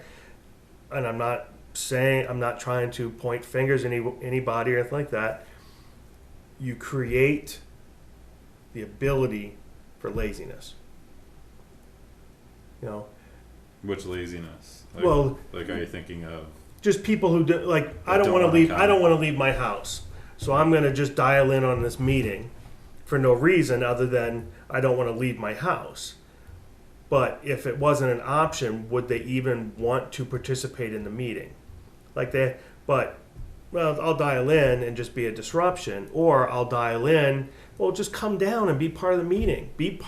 Hear everyone's comments. Hear what's going on. See the whole process. But in that, you may be increasing accessibility for people that don't have the option, where it's not that they're too lazy to come.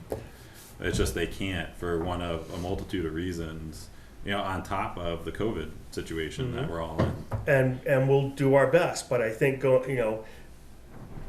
it's technology. You're gonna have whatever limit you have, and we'll do the best we can, I think, is what we have to do. And that's all I'm asking, and that's why I feel like there's an issue, and there's potential way for it to be paid for, like to correct the issue.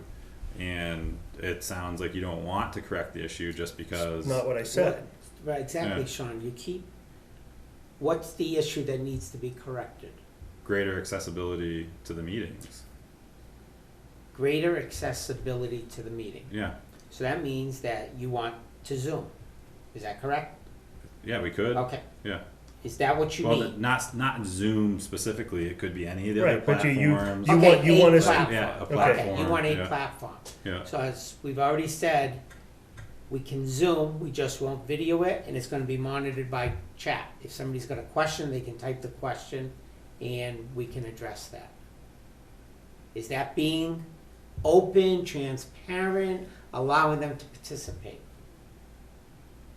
Yeah. Well, not if they can't hear what's going on in the meeting. That happened once. Yeah. So you keep bringing it up, and we've addressed that. It happened in one meeting. Okay. All right. I Other just than didn't that, realize it was addressed. Yeah. And Other ready than to that, go. we had no problem tonight. We had no problem when we had the road committee. I mean, obviously the planning board doesn't have any issue when if people are here and they're doing their piece. That was one meeting. Mm-hmm. So you're satisfied? So you No, wanna but have we can move Zoom- on.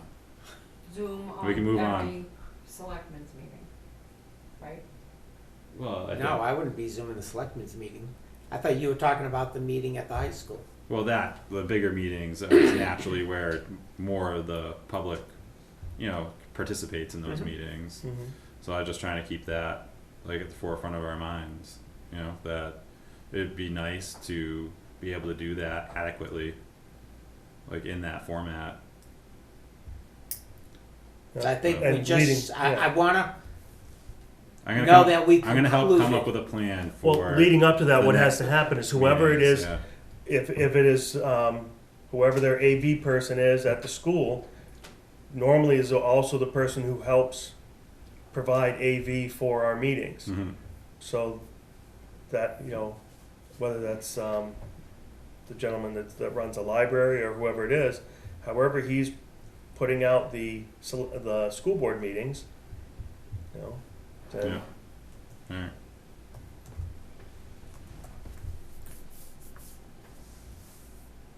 salt shed RFP, I think we've already discussed Yeah. that, right?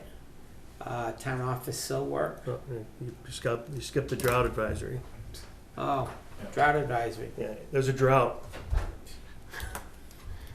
don't use a lot of water.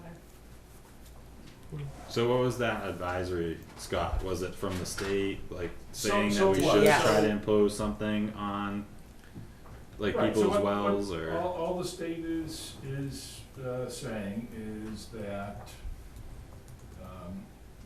they identified areas of different levels of drought.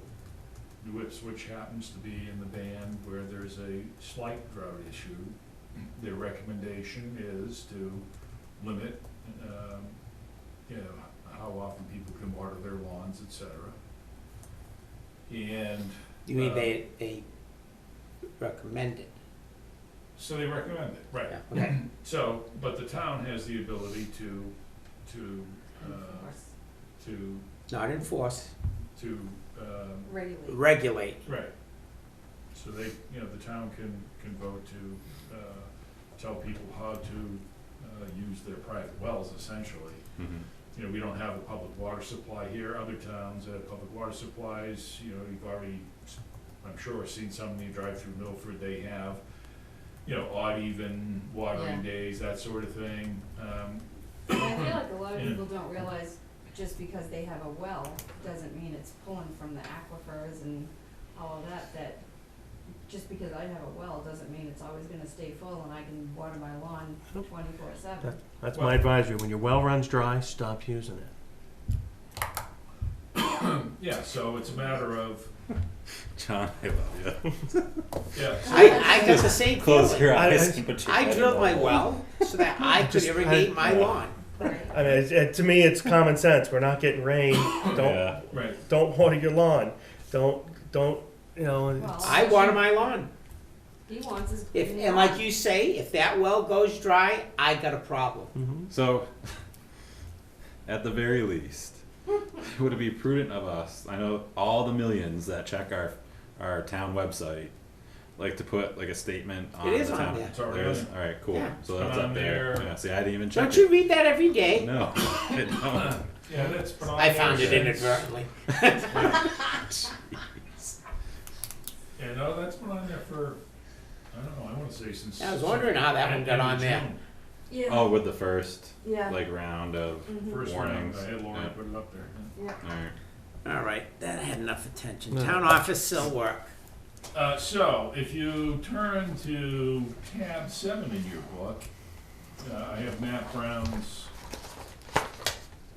estimate to do the work on the sill in the far corner of this building here. And I just want to know whether you would like to proceed. Well, we should proceed with repair, but can somebody just tell me what replacing rotting band joists and sills approximately 36 feet in total in westerly addition at the current town hall? So we're talking this wall, That wall. Yes, yeah, that. and what's causing that? So, part of it was, some of the shrubs that were out there keeping, the sun off the building, so it was staying wet. So that contributed to the sill, rotting out. As the sill started to rot, that's where the rodents were getting in because they were going in through the rotted wood, so we had a chipmunk infestation here. In my office. So, Ductwork. So what, the JP Pest come out and their recommendation was that, during the warm weather, hopefully the chipmunks would be out, and not, nesting in our building, but in the cold weather, they're gonna wanna come back in. So the options that we have is we can do a temporary repair, which is basically fill the voids with expanding foam and use some wire mesh to keep the rodents from going back into the building this winter. And that might suffice for the moment, but the sill has rotted out and the recommendation would be to replace it with pressure treated product. I guess where my question was going Yep. is if the sill is rotted and the ribbon joist is rotted, do we have rotted siding? So, the siding, I don't believe is, the siding is vinyl, I think. So Okay. it's not a problem. My only thing is, And they did trim back you know, the overgrown shrubs that were out here, we had them taken out so that end of the building will get more sun so we don't Yeah. repeat the problem. Good luck getting 36 feet of pressure-treated lumber right now. Right? Oh, you I don't know I where, was I trying don't to know where build you're a seeing deck. that. Go down to Massachusetts, it's plentiful. Well, I'm telling, there's still tons of pressure treated lumber, every Home Depot I go into. Hmm. I was gonna send you pictures one day, and I Mhm. figured maybe you already got it, like they shipped it all up, but there's, motion. They hide it when John goes into. No, I don't go down. Why would I go to Massachusetts to buy lumber? right?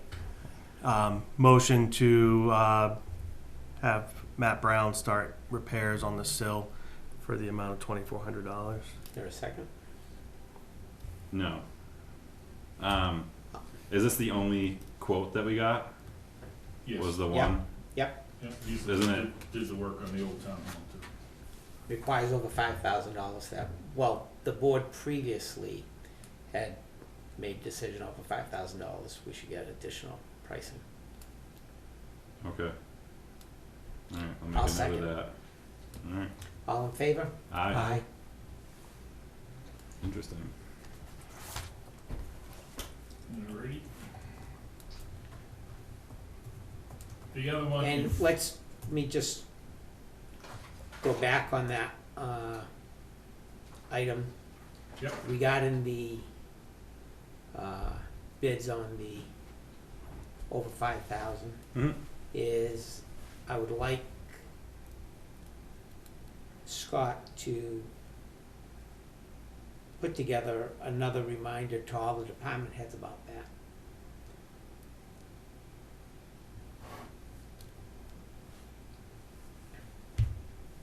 Cause it's happening that they don't. Oh, that if you're gonna, if you need a bid, if you're It's getting over a quote for $5,000 something and it's you over should have. 5,000, you need three. Yeah. 3? 5? Mm-hmm. No, Three. previously, I think what we had previously had. Okay.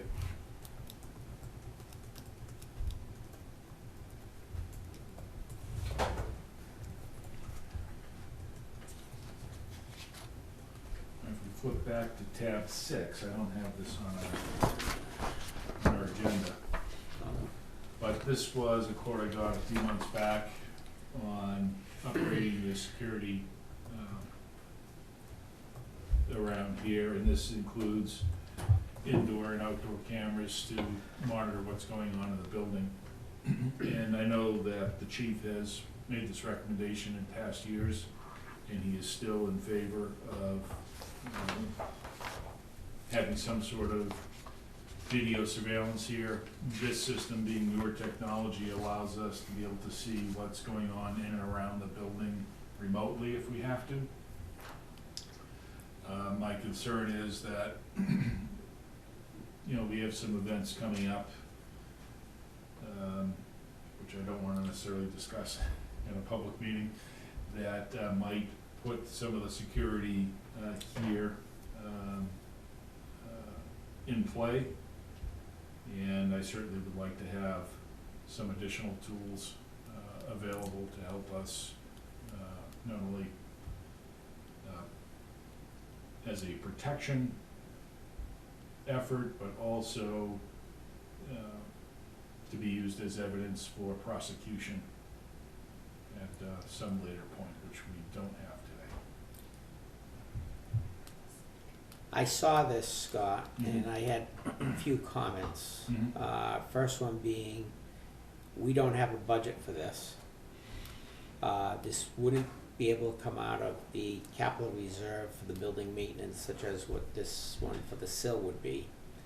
Second, the examples that were given, I think in the email you had sent out, I really didn't see that in an instance that somebody's gonna be picking this up, because we don't have a person monitoring, a monitor to see an activity that could possibly happen. And my final comment is, we have these systems installed elsewhere in town. Yep. And I can assure you, they've probably never been looked at. So this building is a little different in that this is where people reside. As far as being able to look at them, this is something that the police could see instantaneously. So if we pushed one of our panic buttons, for example, they could go right to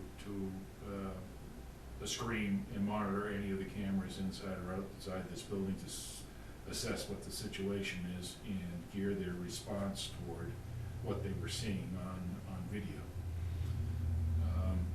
So, you know, it's a real-time tool that we don't have today. Mm-hmm.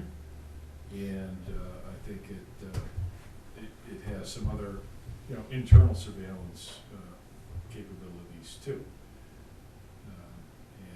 One of the instances that the chief brought up was when $5,000 went missing here. Had we had some internal security cameras, that they might have been able to figure out what happened to that $5,000. Might have. And the other thing is, Yep. this cost is not all inclusive. We still have other costs above and beyond to implement this. And then such as you need to put in exterior lighting at the locations where the cameras are. Because even though it's an infrared, they tell you in there that we'll need to add lighting. They've excluded the electrical work that's going to be required to provide power. Mm-hmm. And then there's the typical exclusions of cutting and patching and repairs. So we have costs that will go above and beyond what's here. And they've outlined what those are. Not that they put dollars figure, because they don't do that work. And then we're gonna have the annual monitoring fee. Mm-hmm. So I just want to really consider the pros and cons of the system before delving into it. Okay.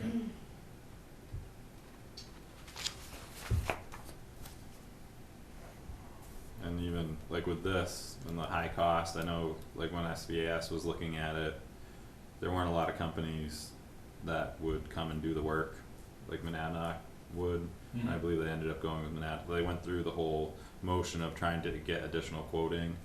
I think they got one additional one that was naturally higher because they came from further away, and so I feel relatively comfortable, I guess, with the Monadnock price. But I agree with you. Like we should have. It kind of floors me that there's not even exterior cameras at this point. But you know, again, get with the times and do it. I don't know. Let's find a way to make it happen. But it'd be nice to know all the costs associated, like you had said too, David. And where do we fund it from? Well, I think this is something for, you know, budget discussion on that. Mm-hmm. For 2021. Correct. And I'm good with looking at it for 2021. Like I said, right now to try to find that kind of money. But I would like to just see. I mean, even if we get, even if it's ADT or something like that, just to give us. There are many companies that do this. Oh, right, I know that. You know, but My I mean, like I said, Comcast, I can look at my house like I said, right now. I you know, and I, you know, yeah. I mean, Comcast does it, whatever. I'm sure Monadnock's going to be very competitive, but we definitely need to have the other quotes. And he's in there. local. They No, they do good work. They do our regular security, right? Yeah. They do. Yeah. Yeah. That's why we brought them in, because they Yeah. already understood our Right. facility and what we had. Right. But no, I have no problem bringing it into budget discussion. Yeah, not at this point. Yeah.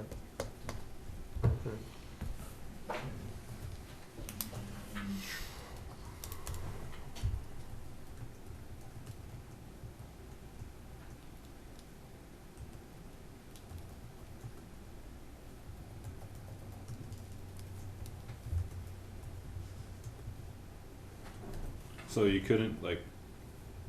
How come this wouldn't fall under a capital reserve expenditure? It's not building maintenance. It's That capital reserve account is for maintenance of the facilities.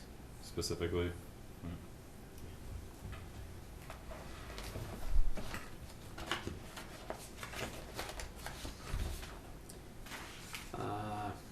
Police station? Yeah, I just had it on here because it's kind of an ongoing. I'm thinking we've set up this meeting for GIS and something else is happening. Solar. Solar, Solar. thank you. and we weren't doing anything with the police because of public gatherings and whatnot. How are we going to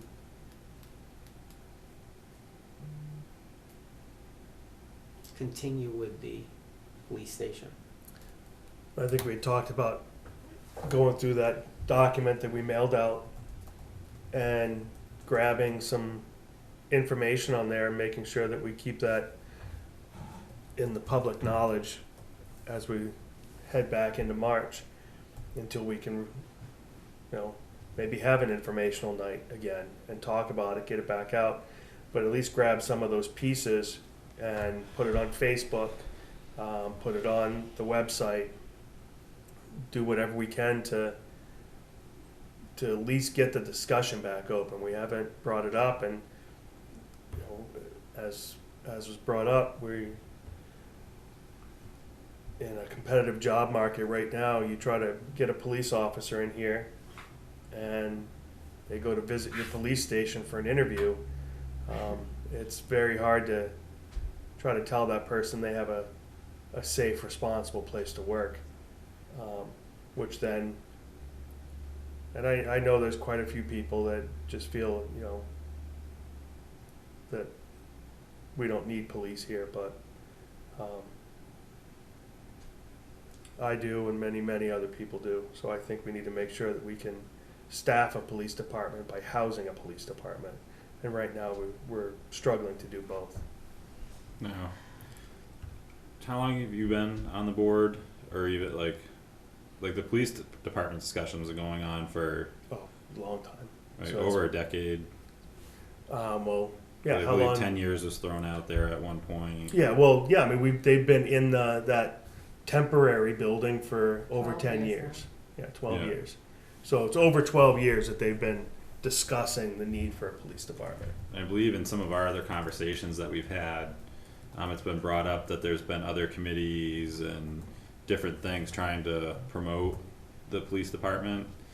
But I don't, would it be, I think there'd be a value to seeking out some of the people that you speak of that, would like, a better police facility, to form some type of committee so that there's not just us bringing it up at our bi-weekly or weekly meetings, but there's a group like how Craig and Lou and hopefully the third person will work on the broadband and just focus on that every day. Do you think you have someone in mind that you think would be, because we had someone that was a good advocate, but they're just, with other things they do, they just don't have the time to commit to be that voice. Yeah.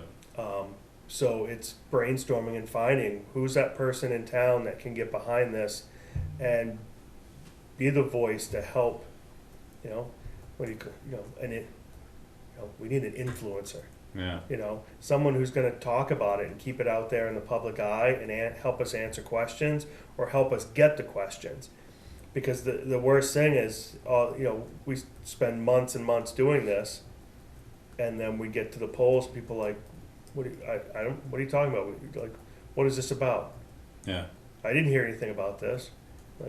We've only had 3 meetings on it and a mailer and everything else, and then you tell them, I never heard that that's a problem with the police station. Yeah. No, and I've spoken to Scott about this before, because one of the things I wanted to work on when I came onto the board was that specifically, the police department and their, not forever home, but a permanent home for them. And because of the accident, I didn't know where that left me. In that, to be able to be that voice, to be able to rally people up, to come up with some type of permanent solution for their home. Because I feel again, it's another thing it's ridiculous that this hasn't been addressed already, and it's just somehow not gaining the support of the community to give our police a solid structure to work out of, and an adequate facility. It's been So- addressed though, just Yeah. that the voters didn't. Yeah. No, I know, but that's what I mean. That's the value of having that committee, that constant voice, the person that's out. Well, and you go and talk to the naysayers and say, well, why don't you think it's important? Or what's your ideas of how it can be done. Like, tell me that it can't, don't tell me it can't be done, tell me how it can be done. Like, what would be okay in your view? And you go and take in all this information and get a lot of people a part of the conversation instead of just the 3 or 4 or 5 of us in the town office periodically about it, to the meetings that, you know, I'm advocating like over the Zoom that nobody will watch probably, you know, like. But I mean, when we met with the, you know, the construction influencers, you know, all the gentlemen that are contractors that own buildings, we showed them the plans. We gave them, not one of them said that we were overstretching. You know, not one of them thought we were trying to build a Taj Mahal. Yeah. In fact, most of them were like, "This is all you want?" We're like, "Yeah, that's all we're asking for." You know, they couldn't believe that we weren't going for a 2-story brick building. Mm-hmm. So So we're what like- happened to that? What happened to the, like, how come that just got dropped? It Like, didn't why- get dropped. What happened was at the deliberative session, the recommendation was, well, why don't you bring in local contractors to look at what it is you're trying to do, what the costs are gonna be, et cetera. Talk to them.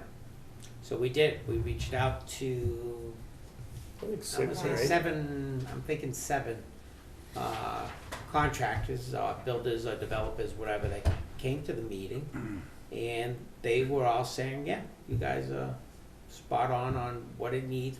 One of the gentlemen was saying, well, why don't you get it, people to volunteer? And we said, well, from what I've heard on trying to get people to volunteer when you're doing a building is timing.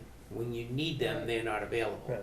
So he says, you know, if somebody wants to drop $100,000 or whatever towards it, just reduces our loan amount. But to try and do it with volunteer labor, that was gonna be difficult, but But I think you have to get, I mean, forget the 2016 stuff, cause that's outdated and whatever now, so you can't even use those numbers, right? No, and we're not. Our numbers were But- updated. Like, I don't know, never mind, I'm gonna shut my mouth now. But I think that's where the value of the committee comes in, because you guys are clearly frustrated with everything, and getting fresh thoughts, fresh ideas, fresh people involved in it. I don't see how it can lose. you can't. And as John says, we had that discussion before. Mm. But trying to find people that are willing to step up to do that. There was one person, and I'm drawing a blank of who it was, and I said, they made that It suggestion. was Carol. Yes, you're right. I said, well, would you be willing to do it? I just don't have the time, Yeah. you know? So, I don't see, and that's the thing. I don't have the time, Mhm. but I feel like it's bad. Like, it's beyond bad, beyond desperation, and that's why, you know, back in February I'd made the statement, like, that was be one of the key things that I wanted to work on was the police station, like getting our police a facility. I would still love to do that for them guys. Yeah. You know, if you guys were willing to, you know, have me work on that, If you I'd can, love to do if it. you could If you try to could- find some people, that'd be, you know, yeah.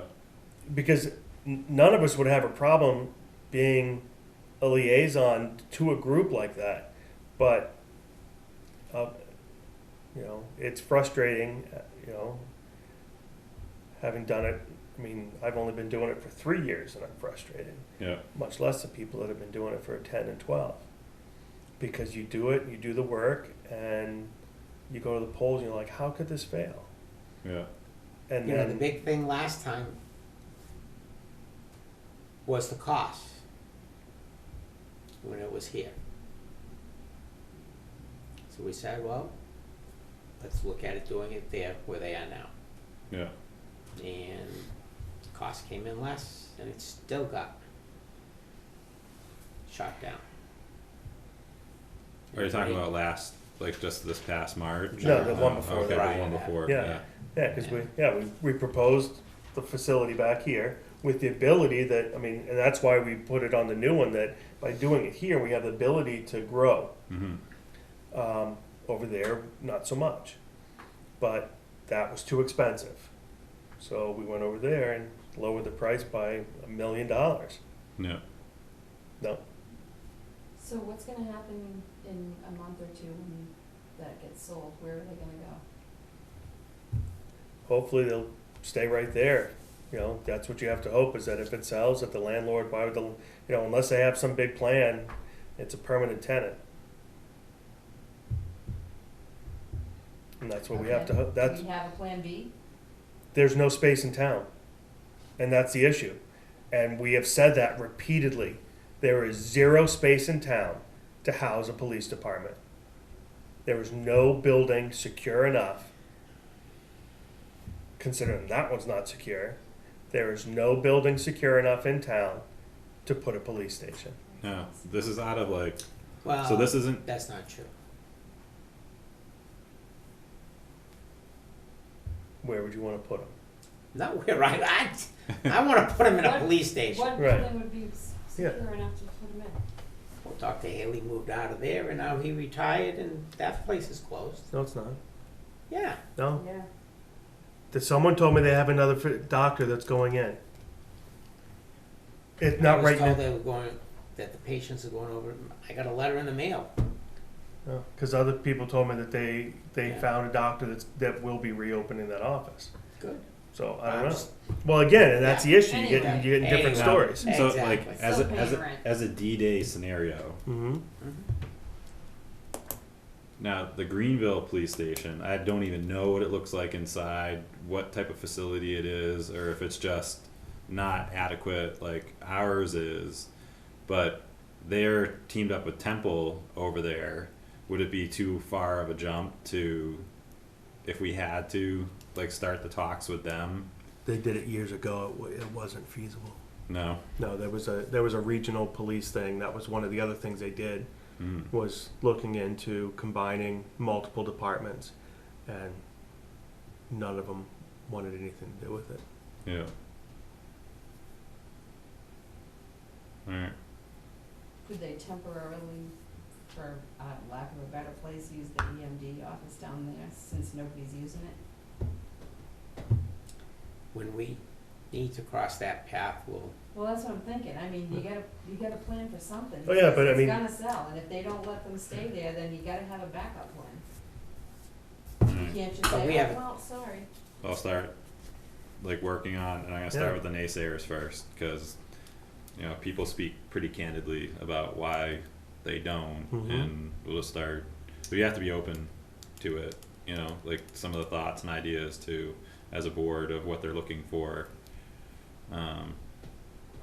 Let me understand. Are Mhm. you looking to become the advocate, or are you looking to form an advocacy committee? What would be the difference between the two? You trying to do it by yourself? Oh no, a committee. Okay. Yeah, committee. Okay. Yeah, no, Okay. no. Everything I try to do, David, like how you've seen over the last 5 years, is by committee. Like the more voices, like of what people want and what they're willing to do, like to make things happen. That's how I believe things should be done, like in the community setting. So, and I think the police department can be approached the same way. And I'm not saying volunteers to build, but I mean just getting all that, flushing out and addressing all the reasons why they don't want it to happen, or finding out what their view of how it should happen, because there's a pretty strong contingent that feels a certain way, but it's not that we shouldn't have police. Like that has never been said to me directly, but it was just, Really? yeah. Oh, that's Yeah. been There's huge. There's a few of those. There's quite a More than a large. few. There's quite a chunk of that, of the naysayers, that just as far as they're concerned, we don't need police officers. There's no crime in a whip switch. Or I have my own gun. I'll take care of it. Yeah. Uh-huh. I'm telling you. No, Yeah. no, I heard that over. It's I've a heard that a lot shame. over the last few months. But Yeah. Yeah. Oh no, Yeah, but there's that a is whole what group that, I yeah. mean, I that's didn't their think they were deal. talking about taking on police duties themselves. Oh no, they don't want to take on No. police duties. Yeah. We don't Just- need police. Yeah, instant by instant. Yeah. Yeah. All right. Yeah. Old Peterborough Road layout, I think we discussed. Yeah, I'm gonna Right. have to do a little more research and hopefully we can get that done quickly.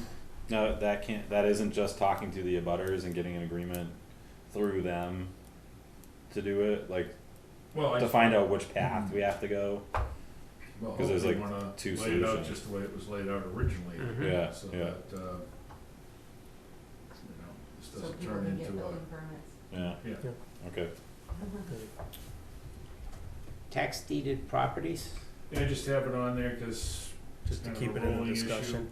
Gonna try to get. Can you see the red folder real quick? I don't know if they have everything So, back. you saw the 11 Temple Road discussion? I don't think David has seen that, I that's did why, not, I have that's not why I read, wanted. read folder yet. Yeah, I haven't. I Yeah, didn't no, get to that's this fine, week's I don't, either. and I don't Yeah. know whether this has to be put at the end to discuss in, cause we've got, Cause there's got it. one other one that there's I left another on one top. that, we've got two possible legal things, so I don't know whether that's, Well, we'll say that to the end. okay. The board of assessors are gonna be discussing that other one on Monday. Alright, What's So- the 2021 budget process? Just. yeah, when are we starting? It's not November yet. Yeah. You No, gonna, so- you gonna take a cruise the week before we have to present it again? Right? Yeah, And then look at me and go, why are these numbers wrong? I don't know, David, it's your street.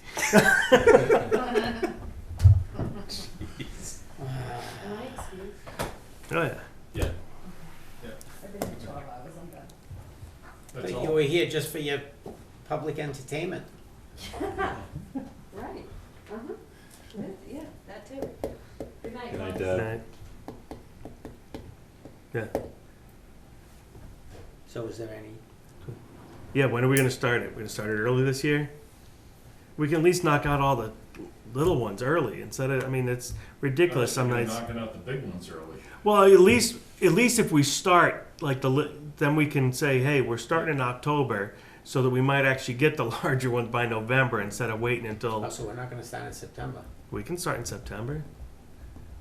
I'm fine with it. Like I said, I wanna get it going so that if we start with the little ones, then we can start pushing on the larger ones. So like, hey, let's pick up the pace, let's get going. And that way we're not waiting 3 meetings later to get backup information over and over and over again when we've asked for it.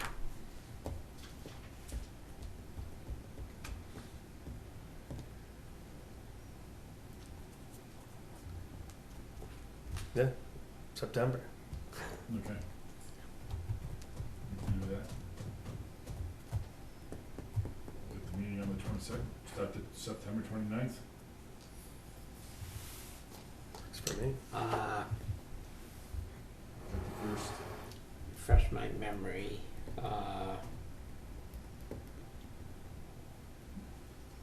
budget committee. Not budget But committee. the Finance Advisory Committee.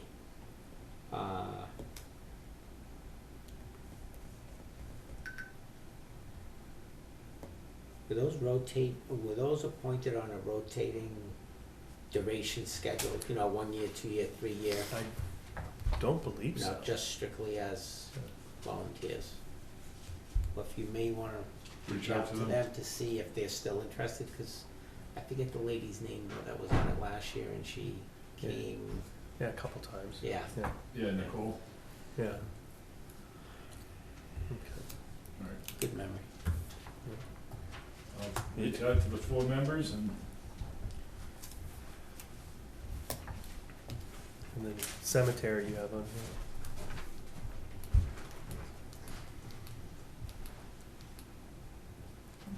Did you hear something from cemetery? no. No, I but just had to tab it on. No, I there. know that, but then Yeah. Scott said, speaking Yeah. of which, Oh, and then we went on to Yeah, other so stuff. I emailed Bart this morning saying, because I asked him probably a couple of weeks ago to see when Heather Neville wanted to get back together again, to just,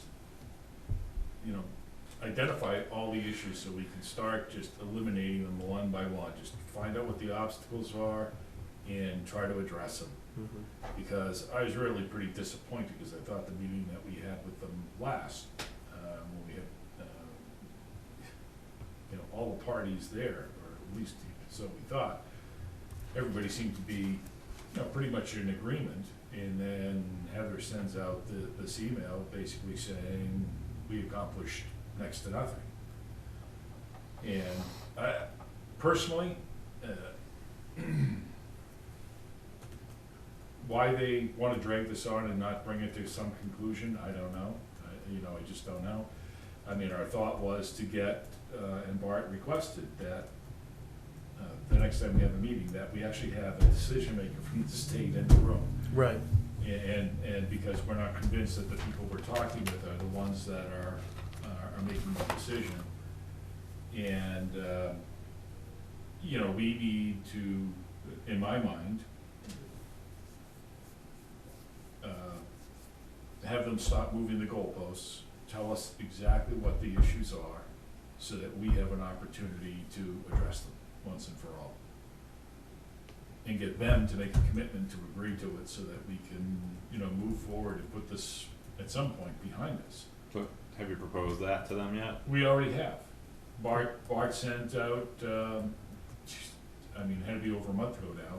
I mean, after Heather responded, you know, she wasn't able to make the on-site meeting that we Yeah. had. They sent another attorney from the Attorney General's office, and of course, he, you know, was all smiles, because he didn't know what was going on, because he's not familiar with the situation. And, but then we got the email back from her, basically, I remember, just like, regurgitating all the old stuff, and it's like, so, you know, But then there's that letter that you're gonna, like, cause that whole correspondence with Bart back and Right. forth, and he ended up sending that letter to the state. There was no response. Not that I'm aware of, and that's what I asked Bart. I sent an email saying, what's happening? We need, you know, we need to keep moving this issue forward. Yeah. I mean, I've been here, you know, almost a year now, and I don't feel that, you know, we're any further ahead, though we've made, you know, at least 4 or 5 tries since I've been here to make some progress. And I would say even the last 3 meetings we had with them seem to be going in a positive direction. And then, Yeah, and then the response was just a kick in the gut. Yeah, and then it's like, now they're saying, oh no, we still have, you know, these same issues. Well, let's, I don't care if we stand in front of a whiteboard and list them all out on a whiteboard on what the issues are, and then, get everybody to agree, this is it. If we address these concerns, that this problem goes away. And I can't quite remember, like, from that correspondence from Bart to the state, if it directly asked for that in the letter, but I certainly would have thought that they would have responded Yeah. they to have. it anyways. It was pretty strongly worded. Yeah, yeah. And so, you know, we'll see. We'll see if I can get, you know, get Bart to get back to me in the next Yeah, like day or follow two. up with them on that. But, you know, I think it's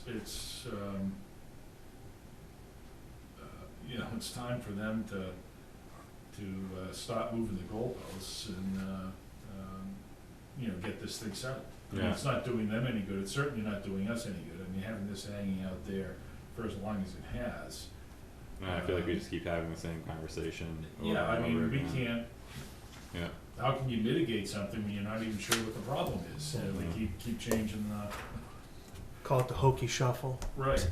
And then, now. and then wait 3 months and just hope. Well, I mean, I think part of the problem is now they've got this new kind of federal mandate that's come down, and now they're trying to get us on the hook for accommodating, you know, raising the height of the dam by 5 feet. And that, you know, somehow that's gonna affect our initial. Yeah, And no, I know, like, yeah, Had this 'cause been we settled long ago, we've that talked would've been about their that. problem all by themselves. Now they're trying to already. wrap us into that, and the longer this drags out, the more things like that are gonna come up, that they're gonna try to saddle us with, and I would rather just see us just keep pushing and get them So to you're gonna, make some commitments. So will that you we be can able make to, plans. to reach out to Bart and see? I already did. Oh, you did? Yeah, That's just, yeah. That's Yeah. what's in. I already did. Right. You know, I think we just, like I said, I think the solution that, you know, Harder came up with was a great solution. Mhm. And I think it minimized the impact for everything we've been talking about. And, now all of a sudden, it's like, yeah, but, and it's like, oh, come on. Yeah. Alright, hopefully we'll hear something. You know, so, We need response. well, I think we just need to keep pushing it until it gets resolved. It's not doing us any good, or, you know, to have it keep hanging out there. Mm-hmm. Because we don't know what our financial exposures is. You know, it's all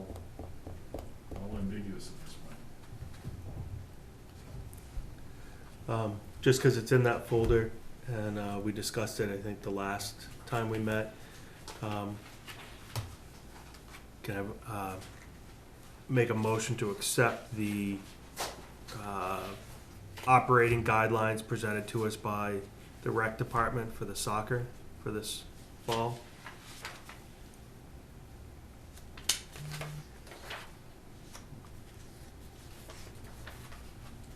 Good catch. This is one of those.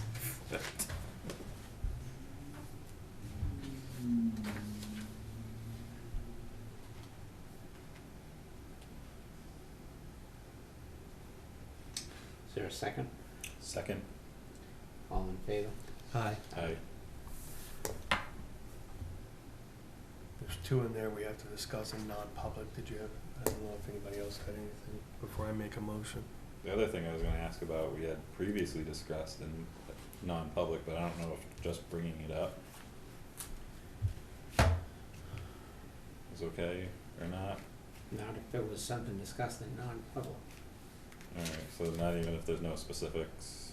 Oh, Well, I guess, I don't know. I thought we were gonna have another meeting with somebody tonight. And I was just wondering if you had reached out to them or Oh, not. I know what you're talking about, yeah. Yeah, The issue with the property use. Companies using the property. oh, Yeah, I did not. So we'll get them lined up for next week. Yeah, if they can make it, because we don't.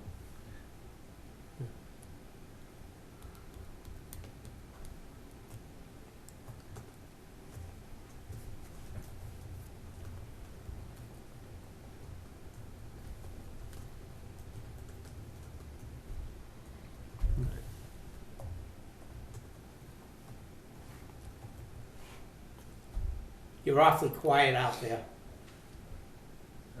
A man on an island?